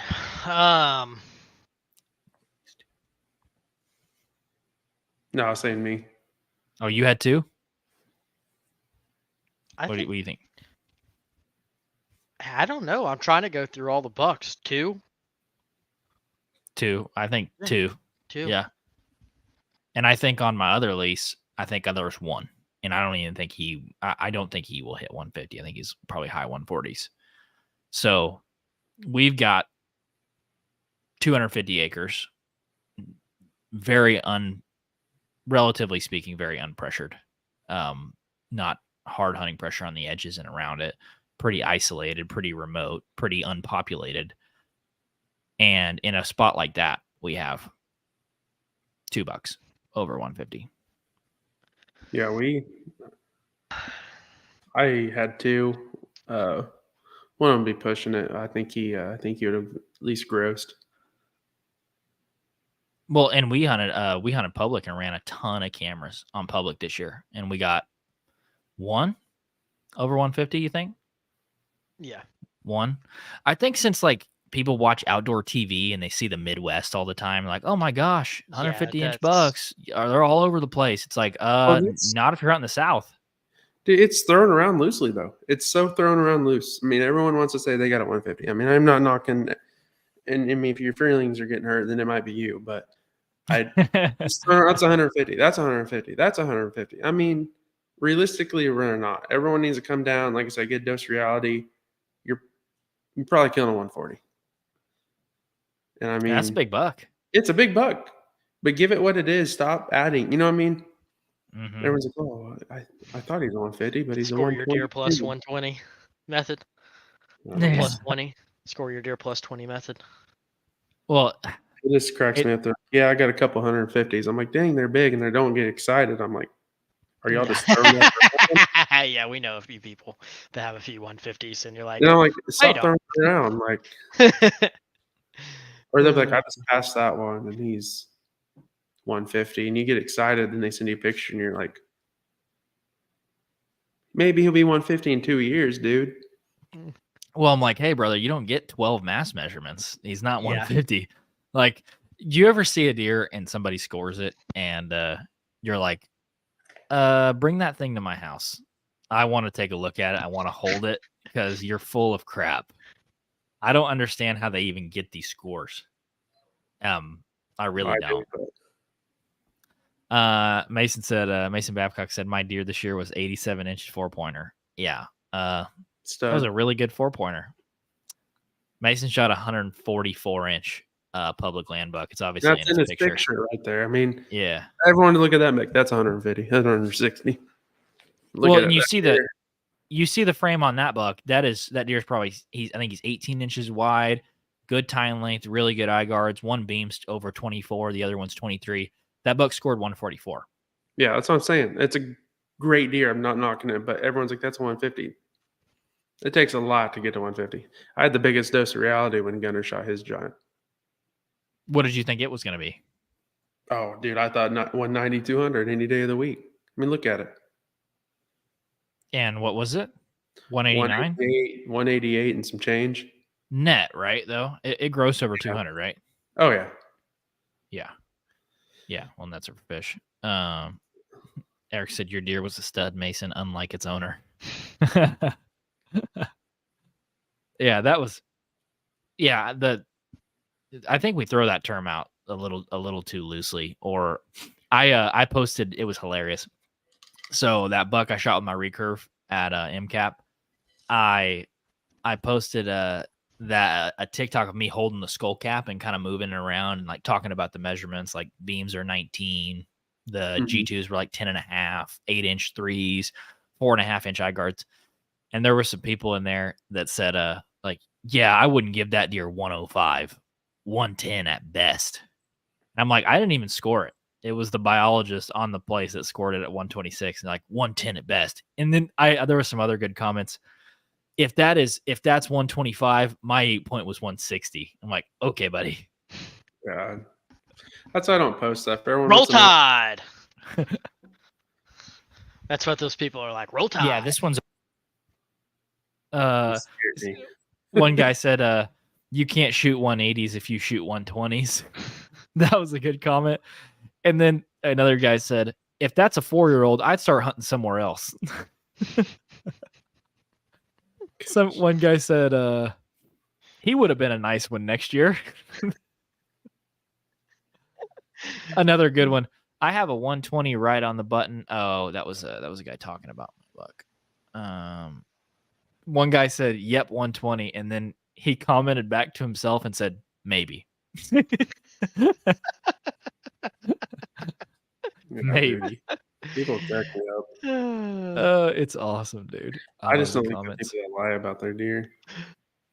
You get some good stories about that? Just the people on Facebook like got a 180. Oh God. Here we go. Here's a fellow podcaster. Thank you. Even though you misspelled his name. Yeah. That deer would have been huge if he waited another year. Wasn't Yeah. that a 4-year-old? Or was it 5-year-old? 6. Okay, dude, you don't gotta lie to us. You were just talking Whatever about makes you didn't whatever makes you were just feel talking better. about people you didn't like talking and lying on there. Was he 4 or 5? Be honest. Gunners Mm-hmm. was 6. They thought it was 4 or 5, and then we sent off the tooth, and it came back 6.5. You guys did the cementum aging? Yeah. Oh, that's sick. But yeah, that shocked us. But no, I always tell Gunner, I was like, dude, that's cool. You got the state record and all, but I was passing to try to get the world record. But you're a little selfish. Here's a good one. Eric said he weighs 300 on the hoof. Yeah, I've heard that a few times. Talking about me or what? Just kidding. Jake Gaylord said, JK, I would have shot him when he was 3. We know. Jake posted, we have this Facebook post. It's like a short of it's a clip of a podcast. And Jake's like, he's basically talking about, I'm younger in my hunting journey. I'm a guy in my mid-20s. If I see a 150-inch deer, I don't care if it's 3-year-old, I'm going to shoot it. Jake said that.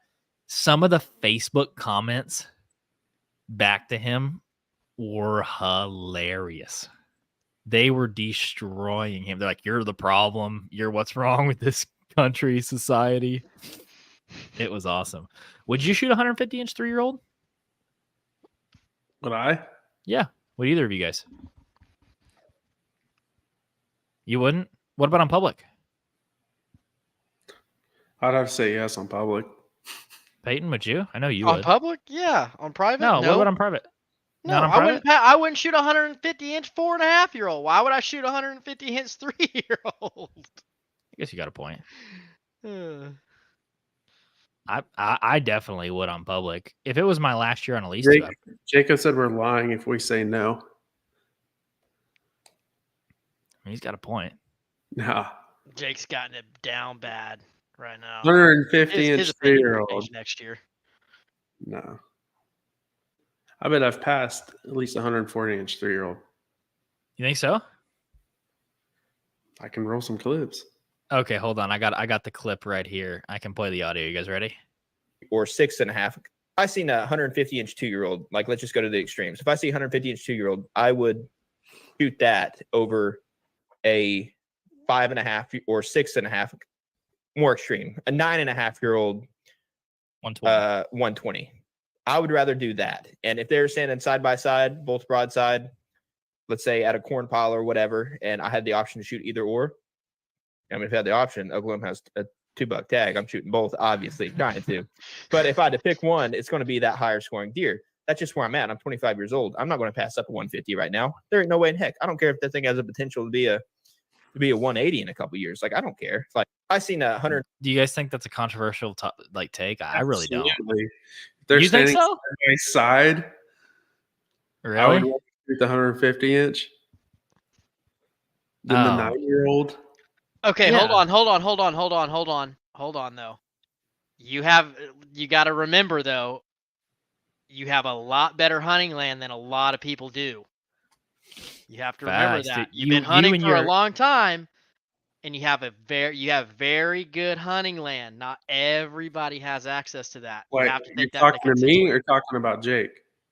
You, Oh, well, because I'm the same. Like it depends where we're at. Because like there's times where I look at Jake and I'm like, no, and then now there's times where I'm like,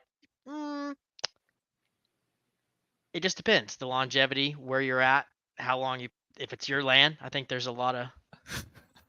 Mason said, I distinctly remember Peyton saying he didn't care what came out. He was going to shoot it. That's not true. I passed many deer. Even on public land, I passed 2 deer. I wanted to pull that I trigger. would text my groups and be like, I don't care what it looks like. I'm killing it today. I'm tired of hunting. Dude. Well, there was a video a couple years ago, Peyton, there was like a 120. So our standard, it's like, if it's 120 and up on public, dude, it better not get within 40 yards of me because it's going to get hammered. There was like a 120 that came by Pate at like 40 or 45 yards. And he was showing us the video and we're like, well, where's the shot? And he's like, oh, I passed him. We're like, what are you doing? Okay, he was at 57 yards straight behind the tree. I remember. He was probably like a low to mid 130s 8. I'm talking about the 120s that you passed, the smaller one. Yeah, that deer was at like 30, 35. Peyton's got that dog in him. Dude, he's a someone call him a manager, passing 160s on Peyton private. said, all right, Apple Watch, we're 1.5 miles back here. Nope. Peyton got an X-ray and they found 2 dogs in him. Yeah, I looking back, I was like, I'm an idiot, but no. Dude, 120 Let's on go back. public. I'm gonna revert back. I would pass the 3-year-old. That's all I gotta say. At 3-year-old 150s. No cap. Jared Hayes, he's entered the chat. He said, "Do you remember spots?" I do, Jared. I do remember that. That we were hunting one time, and I shot a doe that I called Doezilla just because it was a big old mature doe. And the same night, Jake shot a doe. I mean, I think it was probably a fawn. I've shot many fawns with my bow, so no hate. But Jake hit it like mid body and in the spine, and it like cut it in half. Like the spine, like the deer cut into like 2 pieces. It was insane. And the only thing that made that doe look smaller was I shot Doezilla, which was probably a 130-pound doe. Jared Hayes said 2 of them. 2 of them. He did shoot. Oh, Jake shot 2 does that night, and we told him. So he had shot a doe. There was a group of 3 does, and he's going to get on here and talk about it. So I'll talk about it. I'll just preamble him. There was 2 does or a group of 3 does. Jake shot one like 2 weeks previously, and the other 2 came back. Jake shot one of them and dropped it, and then shot the other one. And me and Jared were like, Jake, you killed a whole family. Like there was 3 does. There was only 3 does on this place, and Jake shot all 3 of them with his bow. It was awesome. I have a hard time. I get attached to my does, like the ones that that are routinely coming in. Yeah. Do you have any of those? I shouldn't ask you. You go kill anything. But like at my spot, some of my private spots, dude, like there's a couple groups that I will not pass. I'll pass their days. Well, we have a group of like 15 does. Can y'all hear me? Yeah, we got you. Can you hear us? Get Jake jumping in the chat to defend himself. Hello? All right, you got me now? Yeah, can you hear me? Yep. All right. Does the mic sound good? Yeah, are you jumping in to defend yourself? Yeah. Well, not against you, but against the haters. Listen, I've read those comments on that video, and I've had time to let this marinate. Jake has a people to kill list. Hold on. Ryan LaCroix, Kyle Ship. He's writing these names down. Jake has a people to kill list. That's awesome. Here in a second, I will get a little bit dirty, but so just to start out, a couple of those comments on that video were, you lost me at corn pile, yada, yada, yada, stuff like that. And you're the problem was one of them. Yeah. Well, here's the thing about corn pile. It's legal in Oklahoma. It's not legal on public. It's legal on private. Okay. As you guys know. Well, you click on some of these guys' profile saying that ain't real hunting and you're what's wrong with hunting. You click on their profile and you immediately see 4 chins, right? And it's like, this dude isn't finding sign to save his life. And if he is, he's setting up on the first little footprint he sees right off his side by side. He's got a rifle over one shoulder and the spotlight in the other. Yeah, holding more up than a deer in likely the wearing background. orange. And the only time he's hunting archery season, he has a crossbow, okay, or a crossgun. I'm sorry, but just to get back on topic a little bit, to defend myself, okay. I hunt a piece of private. It's typically pretty good, but obviously how it's getting nowadays, everything's getting segmented into 40-acre chunks, right? And in that 40 acres, 4 or 5 people are more than likely allowed to hunt that because it's mostly family land. Okay, so there's probably going to be multiple bucks taken off of that 40-acre chunk. So this is my second biggest deer I have on camera. I'm going to zoom in really, really close. Okay. This is my second biggest deer I have on camera, probably good 50 inches, right? Now, giant. If you scroll this way, what do you see? Okay. A rage expandable. This is what I'm getting at when I say if I see a 150-inch 3-year-old, that it is not getting to pass, because it's going to be different in every part of the country. It's going to be different in even every part of the you state. said you would shoot the 150-year-old 3-point standing exactly next to a 9-year-old deer every day of the week. Every day of the week. Double down. Hey, guess what? On I this probably piece of would property, too. yes, because I will show. I probably would. Not on our lease. Not on our lease. Well, Oh no! You said you said Not you on would our shoot lease. it. But Christian, he's trying not to get kicked off. now, just to say this, I have passed deer before. Okay, I have tried the method of growing deer on a small acreage property with horrible neighbors. I got one good neighbor. He's to the south of me. Okay, great neighbor, and his bordering neighbors to the south of him, really don't hunt, and they usually do things right. And just from one property to the next, you can see a significant like movement, I guess I should say, and better quality deer. They're not stupid.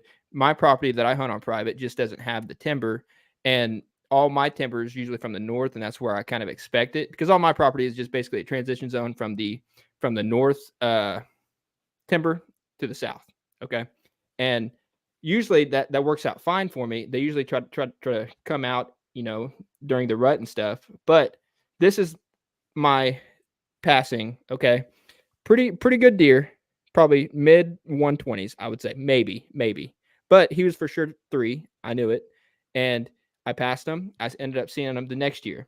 I'm not an animal. Anything with horns, I'm not just like, hey, bang bang. That's not what I do. Okay, but I am going to say this: I have one deer that's probably. What do you think that 13-point would score, Christy? Probably low 140s. Okay, I would bust him. Is he young? Absolutely. But am I part of the problem? Yes. But in my mind, I'm joining the problem. Okay. If you can't there's no beat him, join helping. him. There's no helping it. There's no helping it here. And unless you can take care of the neighbors, but that's the second biggest deer, the one with the big old hole in the shoulder that I showed you. That's the second biggest deer I've got on camera all year. But that's probably the third buck about that size that I've seen with the hole in him. And to put it into context, your neighbor to the north of you has less than 30 acres and shot 5 bucks last year. So there's a big neighbor that has a big chunk of land, and then, which I hear, don't even go out there during rifle season. You might get shot. And then he's to the north of him, just a little ways. But yeah, his family shot 5 bucks in 1 year, and then I think they shot 2 this year. And I've been hunting the property that I hunt for, I don't know, 7-8 years, and I've taken It's almost a decade. Yeah, I've It was like taken. the end of high school. I probably killed 3 bucks, but I've taken 2 out of I know exactly the 8 problem. years. You're not trespassing And- enough. Well, that's kind of what I'm thinking. You should forget your phone at home. And okay, I understand what you're saying there. But and just to put it into perspective even further, I've helped neighbors find their arrow on my side of the property before. Does that make sense? Mm-hmm. Like I'm From- walking back and I'm walking the fence line back to my truck after an evening sit, and all of a sudden I see a headlamp out in the, kind of right on the fence line. I knew he had a tree stand there, and all of a sudden I just go to walk past him because that's my only way in, basically. Right, walking to my truck, and he's like, "Hey, did you see a deer coming out?" And I was like, "No." He said, I "Well, seen think that I shot 150-inch 2-year-old. Like, let's just go to the extremes. Sorry. Oh, and he said, "Well, I think I shot one." And I was like, "Oh, did you?" And he was like, "Yep, about right where you're standing." And of course, I'm on my side of the property, probably by 10, 15 yards. And he was like, "Look down there and see if you can see an arrow." I thought he was just kidding. And sure enough, I looked down and there's a clean arrow. And I'm thinking, this dude, but again, it's family land, but I don't own the land personally. And he's an older guy. There ain't no telling how long he's been doing that. And so I just said, "Oh, better luck next time." It was October 11th or 12th. And he said that's the 5th one he shot at this year. Probably off your place too. Well, I mean, if he's hunting that stand, there's no way it's not. So that's just the type of situations that people look at it completely wrong. Could I be the problem? Maybe, but I'm not sorry about it. You can't get the full context. That's the name. We need name tag. His is gonna be the problem child. Problem child. Jake Paul. Jake Paul. Yep. Yeah.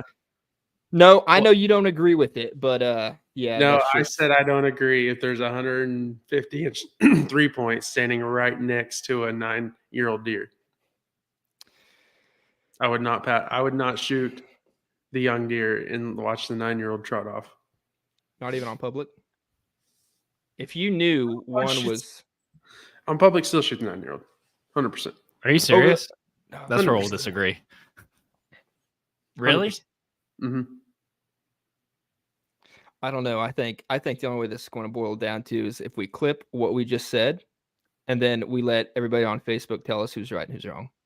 I think that's the only way we win. Yeah, then we'll all be on some death wishes, and I can guarantee you the first person that comments has a Confederate flag as their profile picture. So Well, it's funny because one of the Or a comments I beard. just read when I accidentally Just played beard that logo. video. Well, one of the comments I played was when I accidentally played that video, it was a guy. He said, "That's the issue with this young generation." And I clicked on his profile picture, and he was maxing out the suspension on his 4-wheeler. I'll say that thing was squatting, and I'm like, that buddy, usually like goes hand in hand. If they talk crap on a certain thing, that usually means that like they're trying to make them feel better about themselves. Like, hunting over a corn pile, that's what's hunting with today's hunting isn't real hunting. That's just basically, poaching or whatever, like a different form of poaching. And you click on the profile, and just like I said, as soon as I hopped on, like pushing 380, and wanting to say he's some great outdoorsman going over to the next ridge that no one else is going to go to. check this out. Jared has some nice words. Jared said, "I love Jake. That moment came up in the memories." Did you see? Were you getting on when he read that when Jared's comment came up? I got home at like 8:17, so probably not. Oh, Jared was talking about that night where I shot Dozil and you wiped out that entire family group. Oh God. To be fair, that was like that might have been my first. That was either my first or second year bow hunting. So yeah, again. Well, I feel bad. I don't feel bad actually. Kiss my bottom. But the guy, you post something on Facebook where you're talking about like an experience from like 7 years ago, and people are like, "God, you're an idiot. You hit a deer in the head that one time. I'd never hit one in the head." Yeah. It's like, okay, Jim Bob, and then you click on their profile and it's them hunting at a high fence. is that what their voice tag. sounds like? and you're like, first of all, I was Yes. 15. Yeah. So Hey, bro, I'm 8. Yeah. Yeah, exactly. No, it's probably not what My their voice favorite- sounds my like. favorite's the Facebook post. My 2-year-old shot his first deer. Y'all seen Mhm. those? And you're like, man. Yeah. If you want to be discouraged, go to the Facebook comments. It's a dirty place. It's a disgusting place. People are We out to posted- just slit your throats.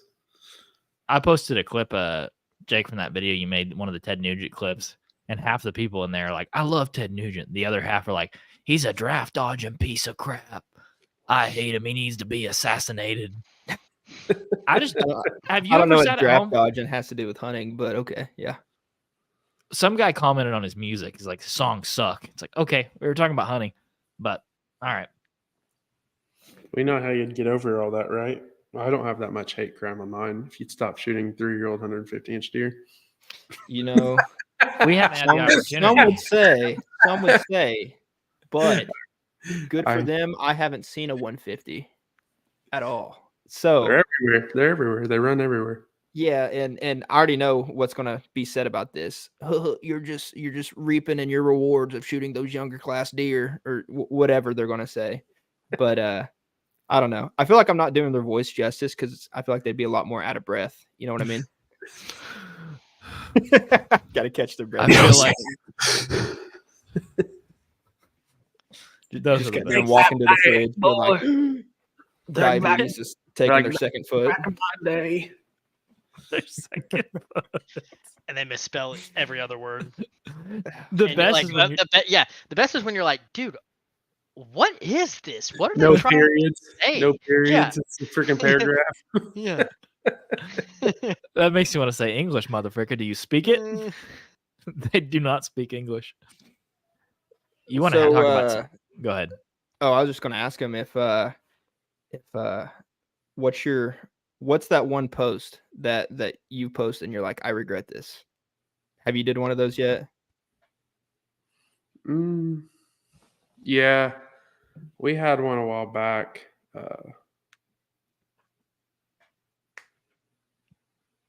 Man, I wish Gunner was on here. I forget, but we had a lot of people saying stuff, and we just ended up turning off comments. I wish I knew which one it was. Was it about his buck? No, I don't remember. But I remember getting this mailbox after mailbox of this stuff, and I was just like, "Are you kidding me, people?" Misspelled hate comments. Oh, just. But see, I'm not on. And I also don't get. Well, granted, I don't have much of a following as you guys do on TikTok, but I also don't post so much information on there. My stuff is I do make fun of Sika, and people get really upset with that on TikTok, so that's pretty funny. And so I don't really put like a lot of information out like you guys do. And I haven't podcast, so I haven't been caught on camera saying stuff that that you can clip, and people are gonna be like, "Oh, you're wrong." It's like you could clip me saying I'd pass it, and everyone's like, "You're not gonna pass it." But Can't eat the horns. yeah. Oh, you're But- never gonna make anybody happy. Oh no, you could say anything you want, and people are gonna. You could say the Lord's Prayer, and someone's gonna get mad at you because you said one word wrong. I mean, Check it's this the out. world we live in. His name's Harold, damn it.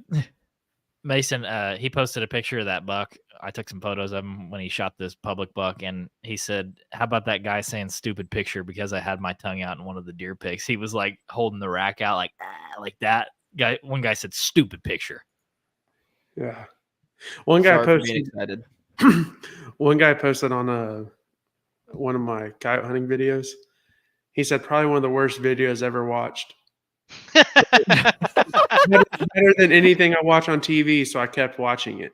I was like, dude, I was literally in coyote tournament for 2-day weekend. I'm not worried about getting the kill on video. I was worried about trying to, so I didn't zoom in. And I was just like, okay, good comment, dude. Like, apparently you felt like you need to comment about it, and you watched it, so it had to be somewhat intriguing. Have you ever watched a video and made a nasty comment? Any of you guys? Oh yeah, not a video. I don't know if I've done a video, but I've definitely on pictures. I don't think that I have. I get on TikTok every now and then on these ads. So like I'll get on my For You page like every now and then there'll be like a shampoo ad and I say, got this, bought it, tried it out, used it, all my hair fell out. Please don't buy it. I've done that. I've done that like twice this last week because I'm so tired of seeing ads. And so But no, never like No, got on and hated like I'm that. not telling someone they're wrong. Like if they have an opinion, mine are more like if someone posts a deer, like that dude from Alabama that posted that 8-point and then ended up he didn't have the tag for it. Oh, I The remember one- that one. I was on his comments like crazy. But you actually have a real profile picture, and your Yeah. people Well, I can get a mean hold what I of you. say. I mean what I said to him. And it wasn't someone saying, "Oh, I did this," and I'm like, "You're dumb." It was me saying, "Well, how did that work out?" Or, and he said like something about um something about thanking God for this opportunity. And I was like, thanking God for an opportunity to poach a deer. That sounds cool. You know what I mean? Like Ooh. that stuff aggravates me. Anyways, Have you guys already talked about the that $1 yet? yeah, the Alexander buck Yeah. for like 2 minutes. Yeah. Did you Oh. see that the Hunter podcast, they dropped a episode about the buck? Mm-mm. Yeah, they said our take on the Alexander buck. Did you listen to investigation. it? I haven't. It came out 2 hours ago. Oh, we should just listen to it and then come back and talk about it. Well, yeah, do another pod. We'll break down other people's podcasts, doing a podcast. The guy that Go ahead.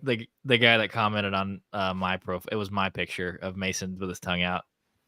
Mason said, "I said no, nice profile picture, buddy." I think the guy was also in like probably on about 3 chins. My favorite's the people that like you post when you trap a bobcat and everyone's like, I can't believe you hurt them. I can't believe you killed them, And some people are like, did you release the females? No, the females eat just as many turkeys as the males do. I guarantee it. You know what I mean? It just cracks me up that people are like, why would you hurt that animal? They're so nice. I'm like, yeah, next time I trap one in my live trap, I'll bring it to your house and let it out inside and you tell me how nice that thing is. So when you're out hunting, let's say you're just a regular deer hunting set. If you see a coyote, do you shoot at it every single time? Not with a rifle. No, but with a bow. If he'll come in, yeah. So if a coyote comes walking by and you have your bow, and with it, if it's in, okay, because It's a trigger even hack. even animals that don't have a season, you can shoot them day or night all year around.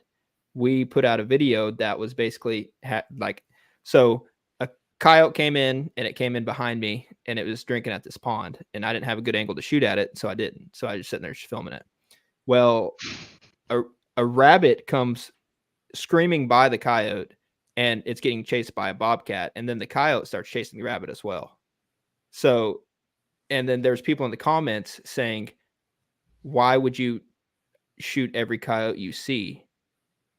And in my mind, like that was probably one of the most stupid questions ever.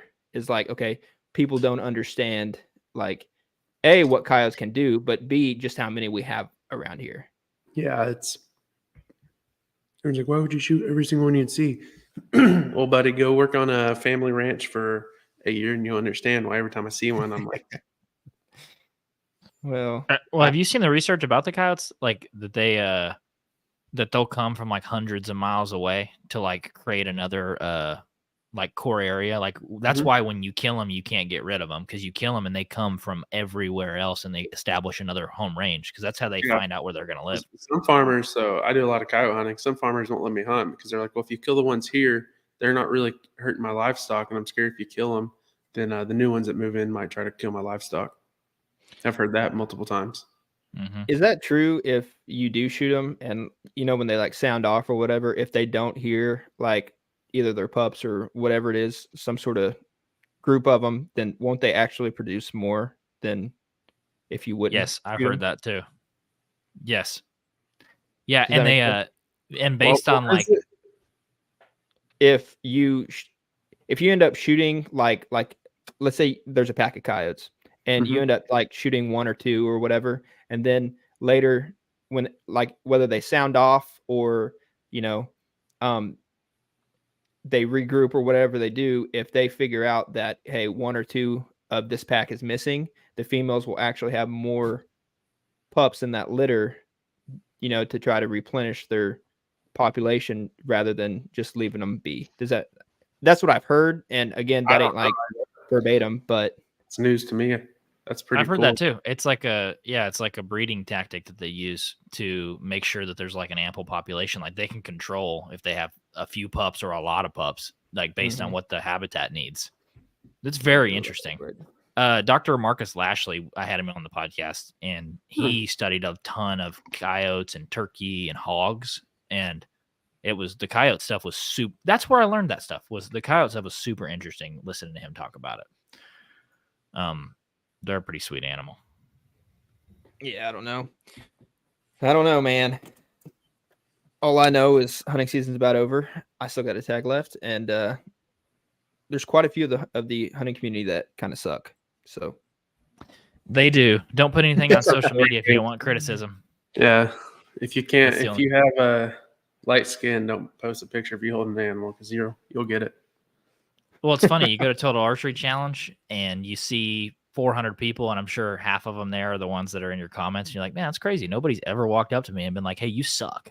I don't like your posts. I don't like your podcast. I don't like your clips. That innocent bobcat. Yeah, exactly. I'd look at him, I'd get real close, and I'd say, and I'd do that shit again. And I would. That's perfect. I just still. I know you're trying to wrap this up, and y'all have been on here for probably a good minute, but I just still can't get over if anyone takes anything away from this podcast, I just want it to be known that you would rather take a 2-year-old. I mean, I'm sorry, you'd rather take a 6-year-old 120 on public than a 150-inch 3-year-old. Correct? If they're standing side by side, yes. All right. We're gonna pray for you. Don't worry. Yeah. We're gonna hope that your mind heals. But I don't have that much public, so I mean. Exactly. So. Yeah, that was my next question: is how much public do you hunt? When I'm in Kansas and I've been hunting for 3 weeks straight, and a 60-incher comes by. Oh, hey, listen. Add the 20, baby. Add the 20. You're talking Oklahoma public land. You talking to Kansas. If I'm burning that much money on a tag, I'm shooting 120. If it's the last day or maybe the first day, I don't know. I told you in Nebraska how much I worked for that little 8-point. He didn't break 100, but when I shot him, I screamed like I was a little girl. That is true. That is a big mistake that I think we've made. Is the first decent deer, or call a 120 what you want to call it, whether that's big, decent, or a little dink. But I regret not shooting 120 in Kansas. Yeah, it would have been fun. That's why I'm like, it depends on your, when they asked me the question, or when they played that, you said you wouldn't shoot. You would shoot a 3.5-year-old 150 side by side if it's side by side by a 9-year-old deer. In that situation, no, I shoot 9.5-year-old deer on my private stuff. Yes, now, on you're private. Me to Kansas because I have $500 and whatever dollars in my pocket or invested in that hunt. That's just an attack. That's not gas or anything like that. Yeah, you know what I mean? I'm like, I'm not coming home empty-handed. Unless, if I have the opportunity not to come home, I'm not going to do it. And you talk about that anywhere out of state, if I have the opportunity to come home not empty-handed and not eat tag soup, then I'm going to take it. I agree. Yeah, absolutely. So situational. It is very situational. You don't get the situational context, though, on a 60-second clip on Facebook. People are like, you suck. I hate you. Go die. That's how people are. I didn't even get the situation on here until Peyton was like, well, he hunts 40 acres that everyone around him kills 30 deer totaled up. My mindset might change in that situation, but I'm not in that situation. Yeah, exactly. No, I 100% get it, and I was just giving you crap. But and also just for the people on Facebook that's commented on that video, I know it's like not really possible, and if it is, you'd probably hunt a high fence that there's a 150-inch 2-year-old running around. Okay, and again, we do not have that age class around here for a 120-inch 9-year-old. I was just saying extremes. I was saying I'd rather shoot a young big deer rather than a old, basket rack deer is what I'm saying. I know the likelihood of a 150-inch 2-year-old is very low. So just for those people on the comments there. Yeah. Taylor, shout out OD. Where can people follow you and listen to y'all's stuff or watch your videos? YouTube, Instagram, Facebook, TikTok. Outdoor Defiance. Yeah, everything. TikTok might be Team OD. I think it is. And big news to those guys out there listening. We're actually teaming up with Outdoor Defiance. They're sending us pins next year, letting us come hunt. Yeah. No, it's Outdoor Defiance on TikTok. Okay, cool. Well, So- we're gonna try to do these live Q&A type of podcast maybe a couple times a month. So make sure to subscribe to wherever you're listening or follow wherever you're listening, and catch you guys in the next one. Thanks, boys. Jesus See loves ya. you. Peace.